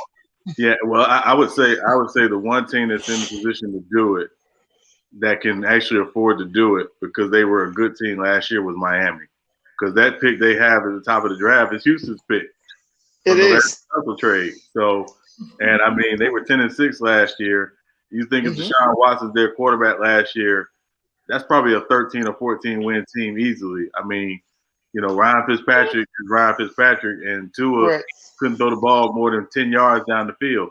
So, I mean, I think that's a better football team with Deshaun Watson on it without question. And if I'm them, they're the only team. If I'm Houston, that's the only team I'm talking to. Miami? But I got it. Yeah, Miami. But let's say Houston wants an Xavier Howard, or Nikovic. Like Miami's strength was their defense. They ain't gonna want no scrubs. Okay. Okay. You just gave Byron Jones. You just said it's generational talent. You just said that. You just gave Byron Jones $85 million to be your number 1 corner. They can ask for Xavier. I wouldn't want to give up Xavier Howard, but if that was the deal, bye. Wow. Like that? Yeah, let him kick rocks. Okay. Yeah. And again, I think they found Xavier Howard in the 3rd round. They scout and they could find some guys that, could come in. Maybe they're not Xavier Howard, but they'll scout well and replace the guys they give up. Bye. I do agree with her in this aspect. I like to see players play their contract. When it's time to re-up, then we can talk business. Do I need to go somewhere else or stay? I always generally like to see players where they're drafted to play through their contracts. Now, I do understand situations where things is going wrong. I'm gonna get killed if I stay here, especially as a quarterback. I mean, look how many quarterbacks that's been drafted to these sorry teams that no one. They just draft the quarterback and think that all their problems are solved, which is furthest from the truth. They don't have no lines. Right. No lines. But let me ask you something, J-Mac. If Deshaun Watson's who we think he is, right? These are the conversations that happen later down the road. Is he a first ballot Hall of Famer? Is he a Hall of Famer? You see what I'm saying? And then we start weighing, okay, well, how many championships did he win? Well, he stuck it out in Houston. Why the fuck did he do that? I think these are the questions and the moments within a player's career that they have to be honest with themselves, be honest with the organization. Say, hey, if you trade me, you'll get draft capital. You'll trade me. You take a little bit off the top. But hey, you get something to where you can lay down a new foundation. And by the way, you have at least 3 quarterbacks in the top 3 picks. Come on, man, that's easy work.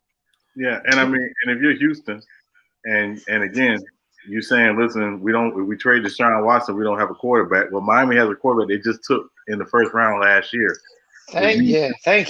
which means you got, if you get that guy in the deal, you got 3 years of that guy on a rookie deal, which again helps you with your cap, and you can possibly pick up his 4th-year option, and then they're giving you 2 first-round picks and 2 defensive players. I think that's the best you're going to get if you're Houston, in terms of being able to recoup a great deal of what you think you should get for Deshaun Watson. JJ Lee, who's your team, bro? Man, hey, I'm gonna tell y'all this. This situation kind of says a lot about the infrastructure there, because is when you think about what Brett Favre is saying, I mean, it like the irony of what he's saying in this day and age is you make a ton of money, and I think because you make too much or so much money, you need to keep your opinions to yourself. I mean, like that's to me, that's just like that's like a white person telling a black person how to feel towards racism or how to feel towards when you're in a certain situation.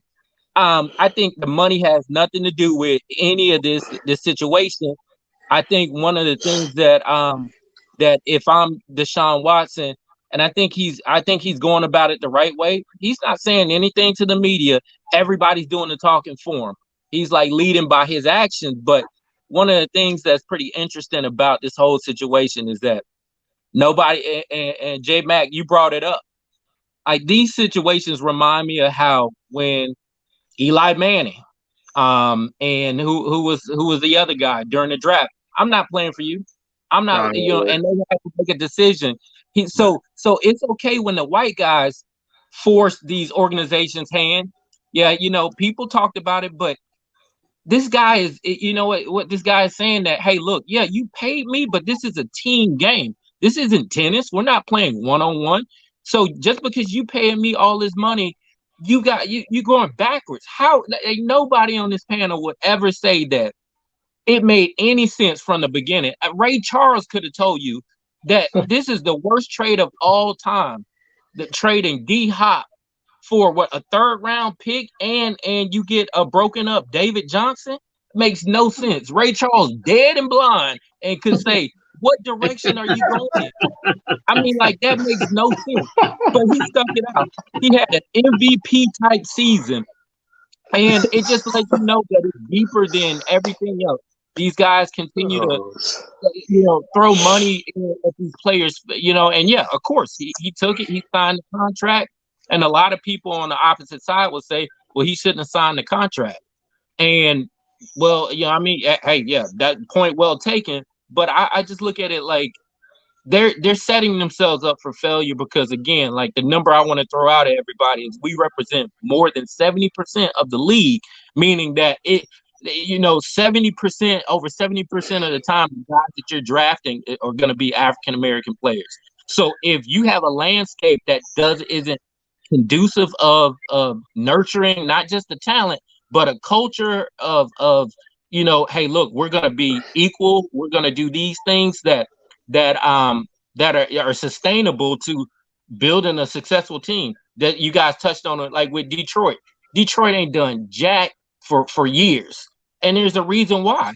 I mean, if you hire a Dan Campbell who's going to talk about eating kneecaps, and you're in the same breath tell me that Eric Bieniemy isn't a viable, one of the most viable head coaches, potential head coaches, he didn't get hired. So like the landscape of not just in Houston, but in the NFL is, it's horrible. It makes me believe that every time that these situations happen, it makes me think about what they're possibly doing in the FXL with Dwayne Johnson, The Rock.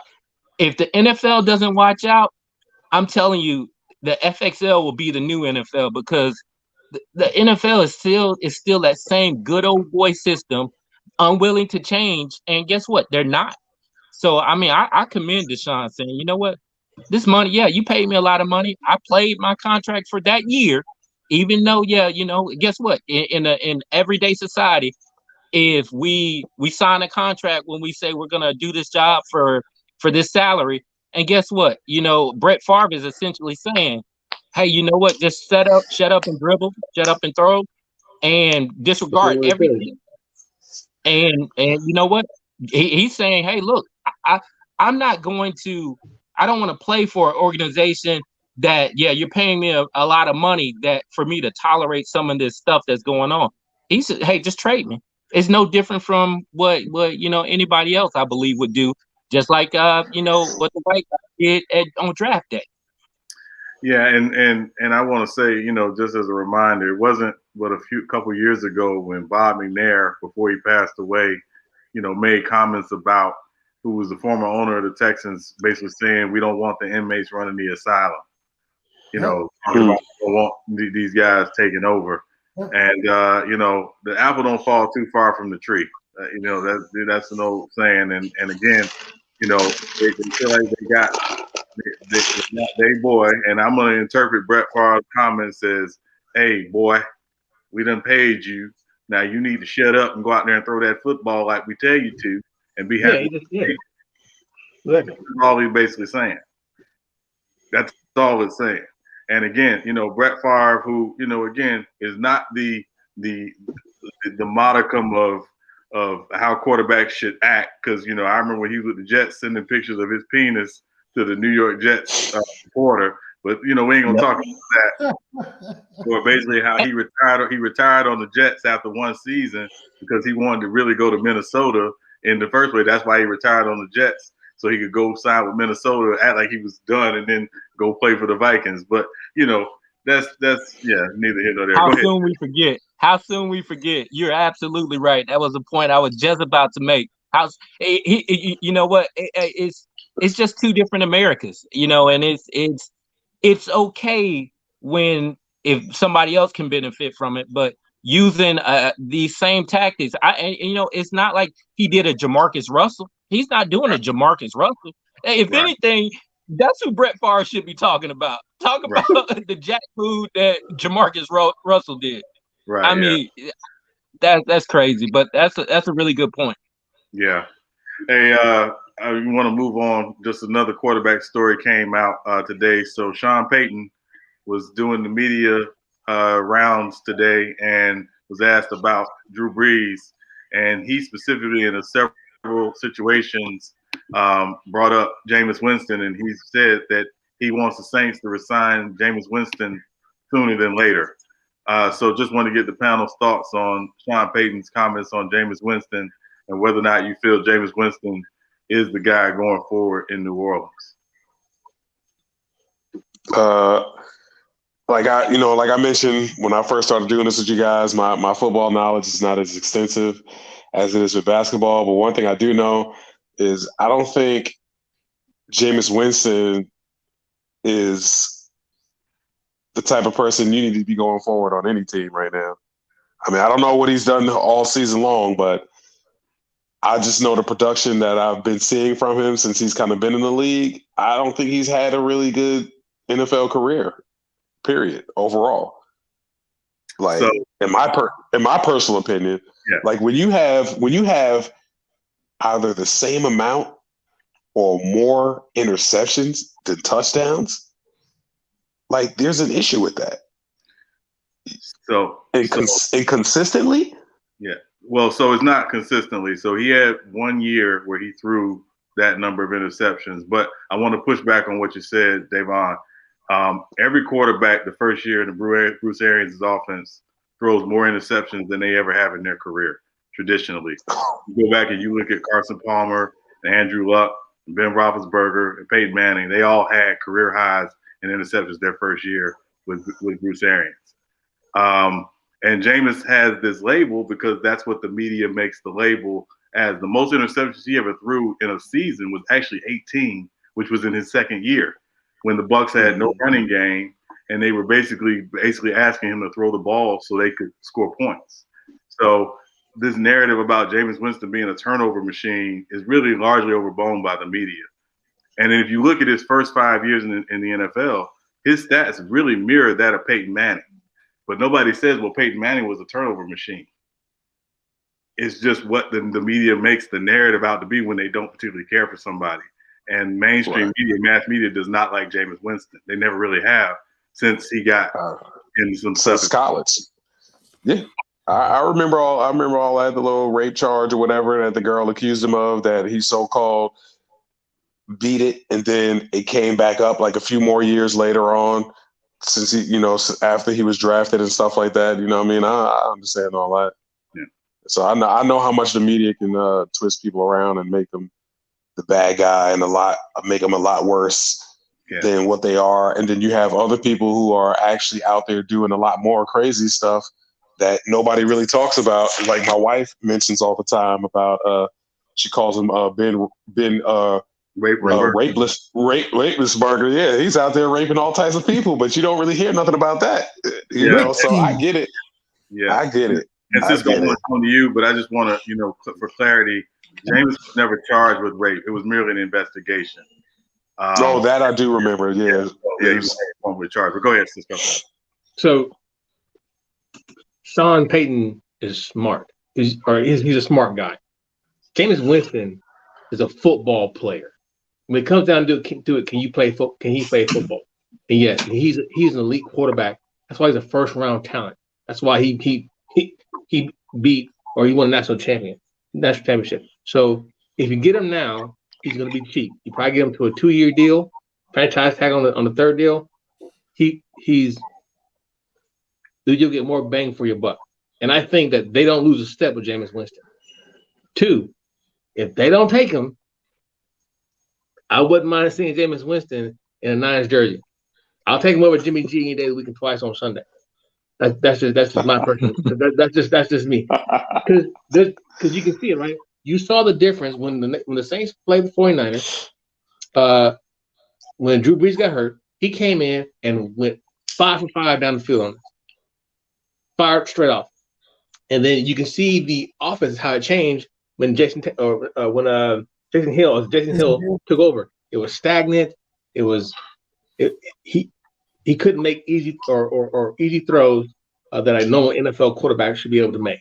So Sean Payton's a smart dude. He realizes he has a number 1 draft pick, number 1 arm talent, or great arm talent sitting right there on the bench. So yeah, absolutely. If not,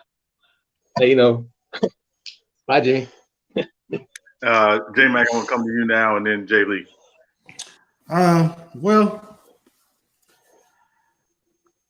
It's one of those things I believe when I see it. I want to see him starting. Jameis Winston, of course, I'm Florida State all day. He's one of my favorite quarterbacks. So, I always want to see him do well. Yeah, he went through his little being young and dumb, doing stupid shit, and and the media is going to be who the media is. But the way you shut the media down is by getting that opportunity to shut them down. And if Sean Payton is lobbying for him to get that position, I would like to hear Sean Payton say, I want him as my starting quarterback. Quit all the dancing around with the signing. I want him as my starting quarterback, and Sean Payton will get what Sean Payton wants. And so when that happens and he gets to start the training camp as the number 1 quarterback, then I'm fine with that. I would love to see that. But I'm like Cisco. If you play around and lose him, there's a few other teams that would love to have him. Yeah. Yeah. And Indianapolis will welcome Coach wanted too. Jameis Winston. We'll take him in the blue and white. We'll take him.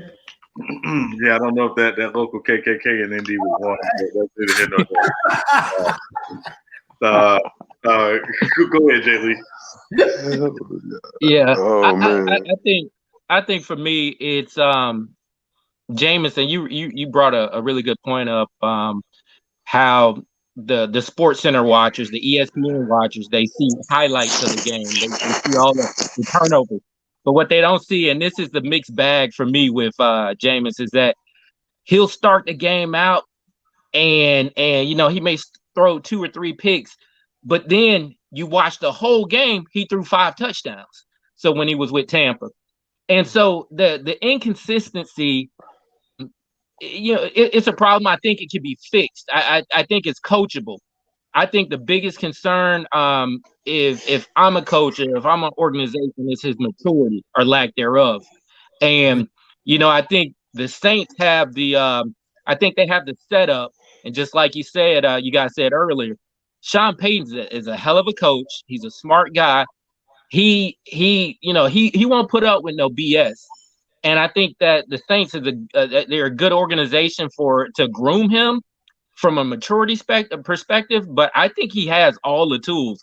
It's just about getting those turnovers under control. So, like, if let's say in a season he threw 10 interceptions, if you could get that down to about 6 or 7. There were years in Tampa Bay where, if you think about how many games they were so close to winning, Tampa Bay could have consistently been at least a 10-6 season.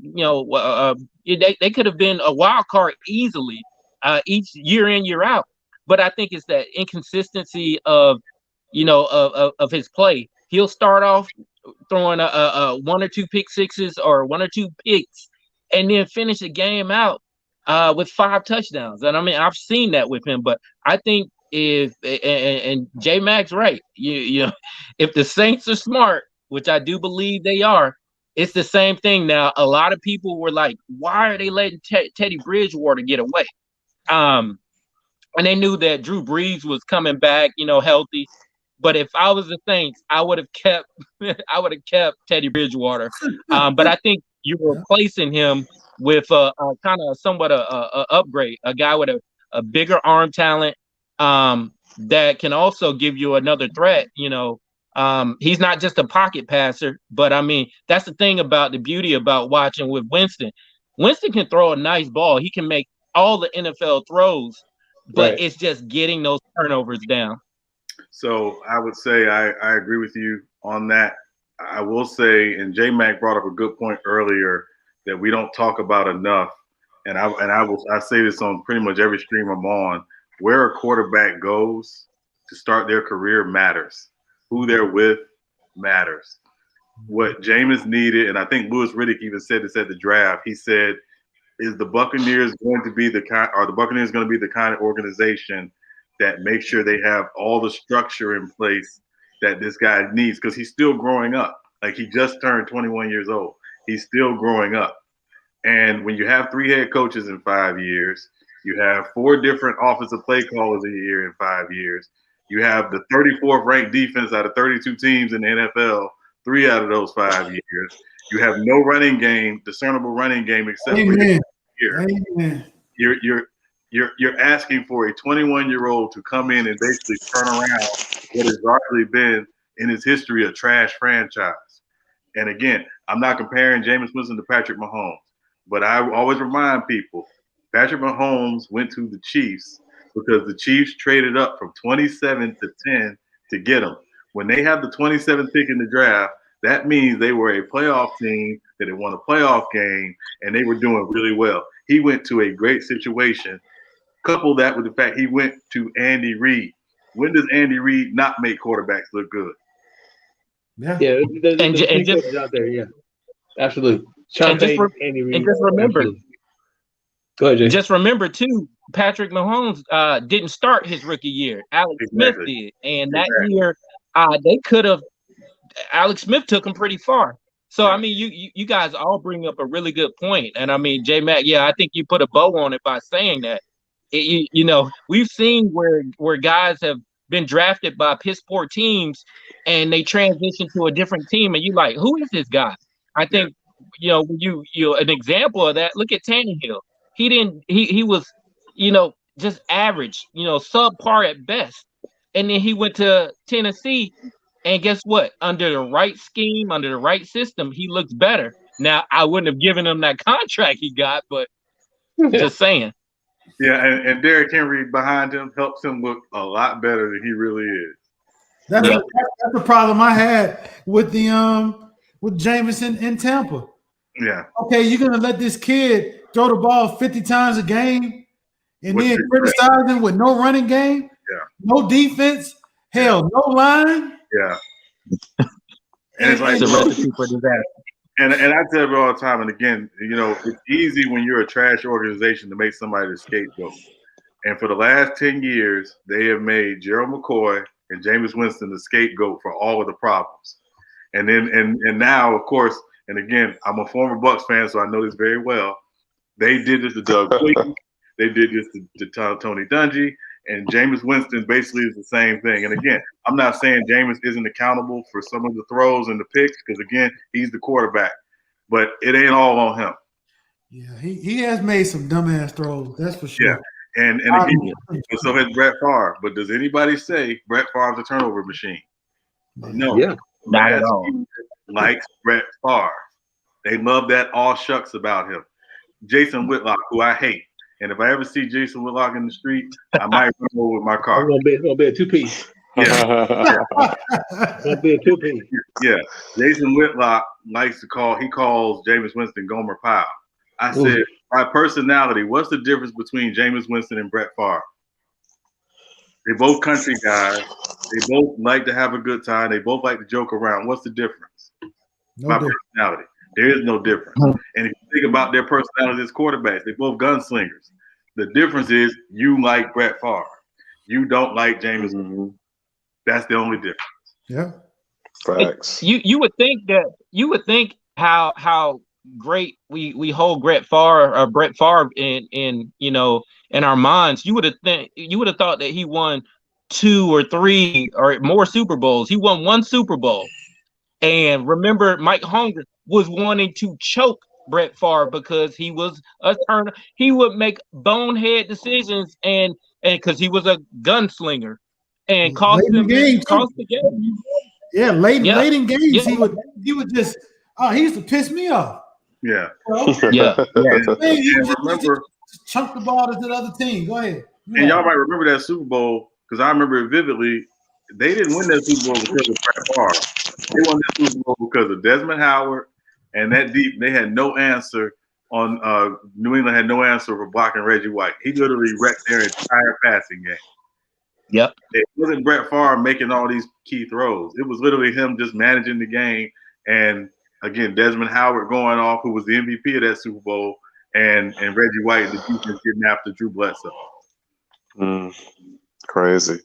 Hey man, listen, I got to roll. It was a pleasure. Yeah, we about to do top Talk 5. to you guys. Then we get out of here. So yeah, we're doing top 5 real quick, and then we're done for the night.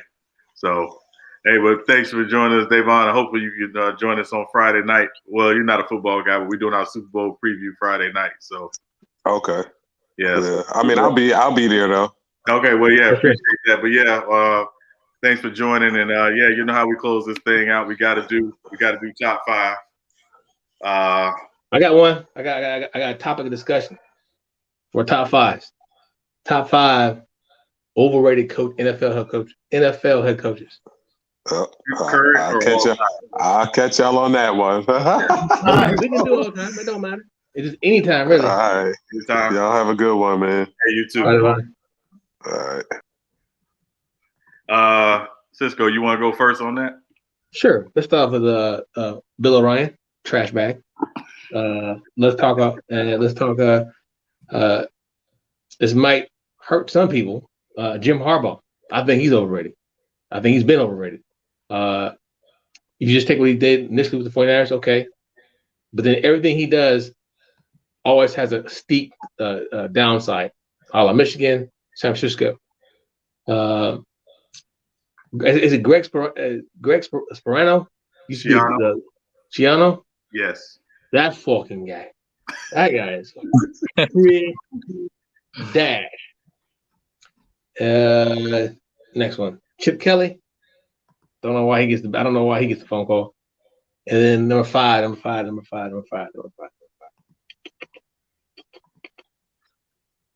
Overrated. Gotta be something with the Cowboys. Mike McCarthy. Who? McCarthy. Mike McCarthy. Yep. But he's never been that guy. Oh, maybe yeah. I mean, okay. And man, I'm thinking of something. NFC South, NFC East, AFC South. That's all I got right now. I got those 4. Jay Lee, you want to take a crack at this one? Your most overrated, 5 most overrated coaches in NFL history. Woo, man, that's a tough one.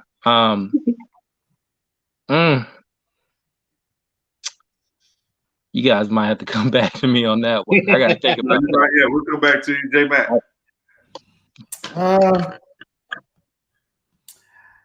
I know. This is just for me, and this is not in any kind of order. I got Pete Carroll as an overrated coach. Mike McCarthy is an overrated coach. I got another one.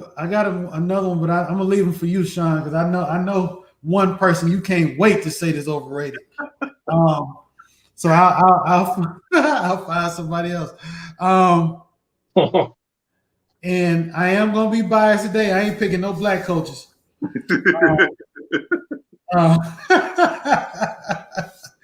Jason Garrett is another one for me. Mr. Clapp. Mr. Clapp. Yeah. Yeah, he I got my 5th one. I got my 5th one. Let's see. Last one. Oh, I did about 3 or 4 of them, didn't I? Yeah. 4. Let me get my. If you ain't got me that 5th one. Go ahead. The man who has ruined more quarterback lives, or more black quarterback lives, than motherfucking police. Goddamn Jeff Fisher. Oh, I had him on my list. I know you had him. I know who else you had on this, but I didn't know you had Jeff Fisher on the list. I didn't know. I didn't know, but he is. Oh my god! And he the way he did Vince Young is horrible. Yeah. I think my last one. Y'all might disagree again, but it's Rex Ryan. Oh, he's overrated. I don't disagree with that. Yeah. Yeah, I think he was so much more of this. Yeah. Y'all know who number 1 is for me. It's John Gruden. John Gruden. You know, I will argue that till the day I die. He might be the most overrated coach in NFL history. Yeah, I'm gonna give you another one, a little bit of a throwback. Norv Turner. Overrated head coach. Overrated head coach. Good offensive coordinator. Overrated head coach. I'm gonna give you another guy. Didn't coach long in the NFL. Barry Switzer. I was about to say that guy too. Dear God, I've never seen a more inept coach with all that talent in the world who almost managed to mess it up. Yeah, I would appreciate it. He would have too. Yeah, I know. Yeah, Barry Switzer. Oh God. Cisco, I got one, and I'm debating about whether or not he's really overrated. But the only reason why I'm going to call him overrated, Who you about to say? Is actually George. You about to say who? George Seifert. Man, you out your rabbit. No. You out your rabbit. George Seifert took Bill Walton's team, and basically all his job, he was basically Barry Switzer. His only job was not to mess it up. And then he goes to Carolina, and he can't coach worth a crap. He got to the playoffs. What are you talking about? They didn't get to the playoffs with George Seifert. You sure?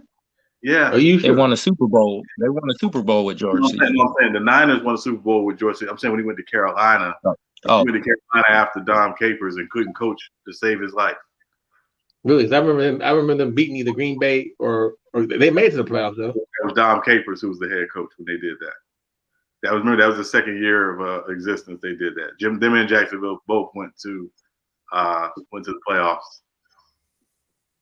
Yeah. Yeah. Yeah. Hope you get diarrhea for that. But okay. Next. Yeah. No, so Seifert, just because he's like Gruden, took a team that had already won, and all he had to do was not mess it up. He made it better. He made it better. No, I'm saying he made it back. He made it back. But I mean, listen, did he really have to do anything? They were already built. And they had just won the Super Bowl. Yeah, but he did with Steve Young. No, Joe Montana was No, Joe Super Bowl with Steve Young. It was with Steve. You sure it was with Steve Young? I stopped playing. Yeah, okay. Yeah, because it was against San Diego. Yeah, against San Diego. Yes, when they dropped 49 and they beat the brakes off. They set the initial football records. Absolutely. Yeah. Thank you, sir. Thank you, sir. Thank you, Daly. I appreciate you. No, Nice having you online, bro. No, it's fine. And listen, you couldn't mess it up with that team. That team was the best non-talent team ever. Yeah. Anyway, yeah. So Seifert, and then the other guy, and I hate to say it, is Marty Schottenheimer. I knew Schottenheimer was going to find a way in this conversation. I knew it. Oh, really, Marty Schottenheimer? Yeah. I thought he was pretty good, bro. I mean, he had regular season success. He just couldn't pull it off in the playoff. Yeah. Hey, you know what? And it's funny that you guys brought up Norv Turner. It's one of those situations where be careful what you wish for. I know the fan base, and remember they had a real shitty GM, Smith. What was I want to say AJ Smith or something like that. That dude got him and Martin Schottenheimer. They bumped heads. And remember, like he would consistently either go 13-3 or 12-4. And Norv Turner came in, and remember his tenure with San Diego. His first year, they made it to the playoffs. After that, I mean, consistently trash. And remember, they had a team.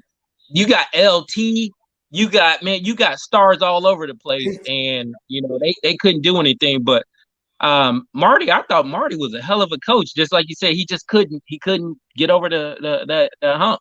But it's not just Marty in San Diego. It's Marty in Kansas City. It's Marty wherever he's been. He's largely been able to do well. Didn't he start that running game there? What's that? Didn't Herm Edwards come in after him? No, that was long after. Yeah. Okay. Remember Herm Edwards after Dick Vermeil. It's funny how time a Super Bowl will change the mindset of people, man. You remember just a few years ago, people were talking about Andy Reid being overrated?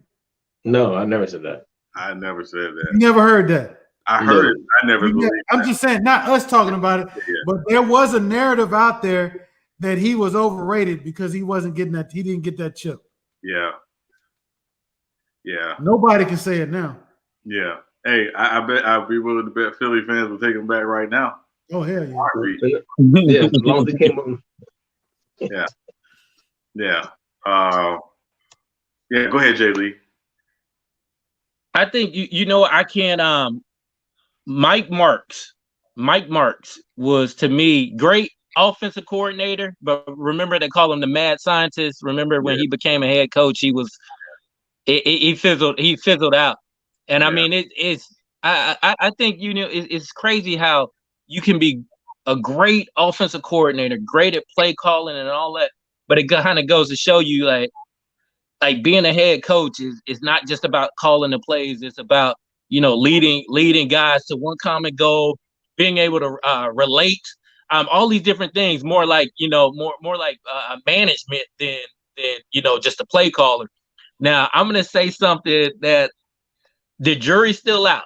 I think he's an offensive great mind, but and I hate to say this, but the jury's out on our boy Kyle Shanahan. I mean, he's great offensive coordinator. As soon as you said but it's one of those things where when you saw Kyle Shanahan, his first year with the Niners, we brought in, we didn't expect much, but it was some of his play calling. As a Niner fan, you guys said, man, that was too cute. Why'd you call this? And and of course, young head coach, he's still learning. Get him a running game, and he starts to realize that, hey, look, I can win games based on not just my ability to call good plays, but take what they give you. Take what they give you. Like if the defense is giving you that little dump off, that 5 yards, take it. Let those plays open up the big plays down the field. But I think the jury's still out. Now, I'm not saying get rid of Kyle Shanahan by any means. You better have something better in place. But for me, it's I don't know. Like I see a lot of potential in, like, again, some of these head coaches that have not been given the opportunity. and I just all I can do is imagine what they could do for other teams. But for me, it's definitely Mike Marks. That's the first thing that comes to mind. But because you know, like how can you lose with what they had in St. Louis at the time? I mean, like you had even Mark Bolger was a good quarterback in that system. Now he, we know that even afterwards he didn't really do much in the league afterwards. But I mean, you had one of the best offenses in the league. History. But he didn't win the Super Bowl. Yeah. So I don't disagree with what JD said. He is right. I think Kyle needs to put down the clipboard and become more of a CEO. He needs to embrace that head coach role. And but I do like the way he's bringing up his coaches. He's raising them in house, so that's good. So, right. But I'm surprised nobody said this guy, and I left him out there. And I'm gonna take Sean's comparison to Barry Switzer, to George Seifert, Mike fucking Ditka. When your own team uplifts the head coach and the defensive coordinator, you know you didn't do nothing. You know you didn't do anything at all. You know what I'm saying? That is fucking ridiculous. You know what I mean? Everybody on this panel could have stood there, said some shit on the microphone with a clipboard, chew some motherfucking gum, and smoke a cigar, and we'd have been all right. He's an OG in the game, man. I don't know. Yeah, I personally don't care for Mike Ditka because I think he's racist. But and then look at what he did in fucking New Orleans.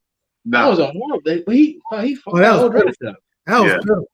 Yeah, well, that's why he ain't in my overrated, because he was never rated in that aspect. That was horrible.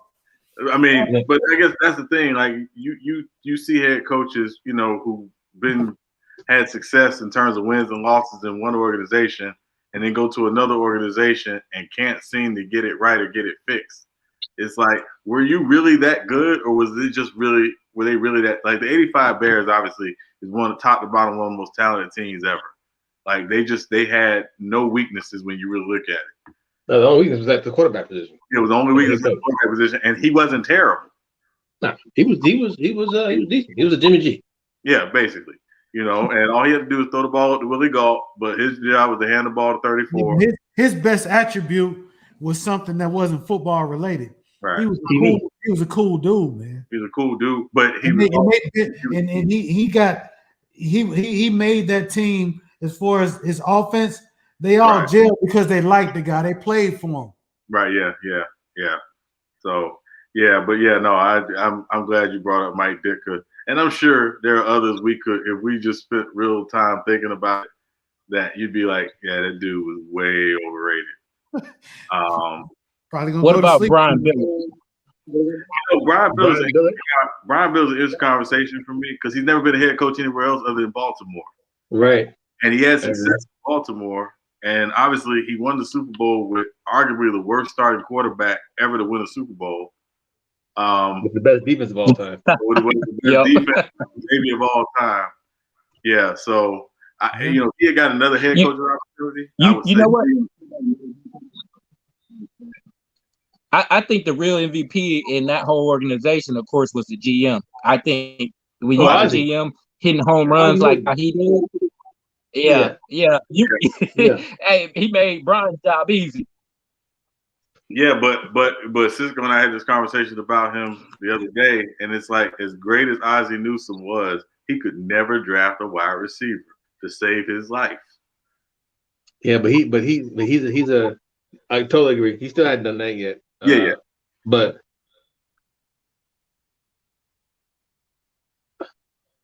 what he, as far as if you guys go on the Shannon Sharp show, Club Shay. Yeah, he was on there. He interviewed Ozzie Newton, and one of the key things he said when he drafted Lamar Jackson, which, by the way, that 2017 we drafted Solomon Thomas.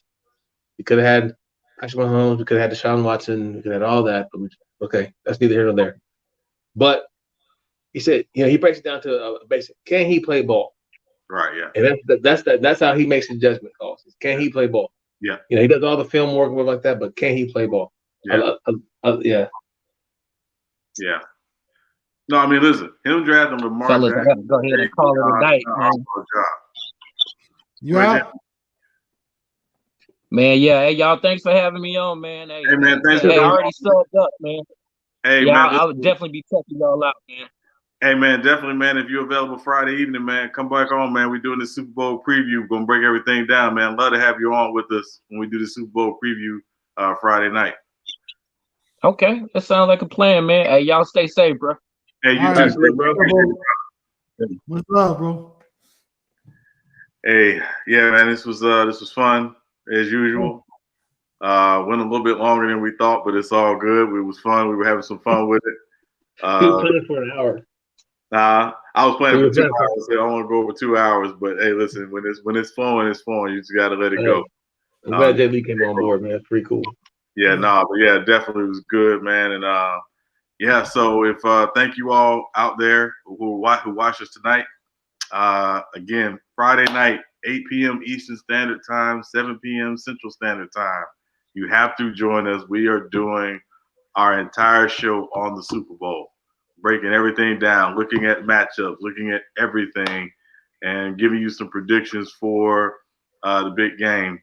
We're not going to tell you who we got winning now because you got to join us on Friday night for that. So, fellas, y'all got anything? Stay safe. That's the deuces. That's the deuces. J-Mac. Yeah, Mr. Luke, motherfucker, do trade. I'm hungry. Cutting your nose despite your face or something. I didn't know. What you want, bro? Hey, man, I can You want speak some any gang kind of signs? language You you want want me. gang signs? I can speak any kind of language you want me to speak. No, it's all good. No, it's all good. You know, we're about combined age of 90 Yeah. Right. or 120.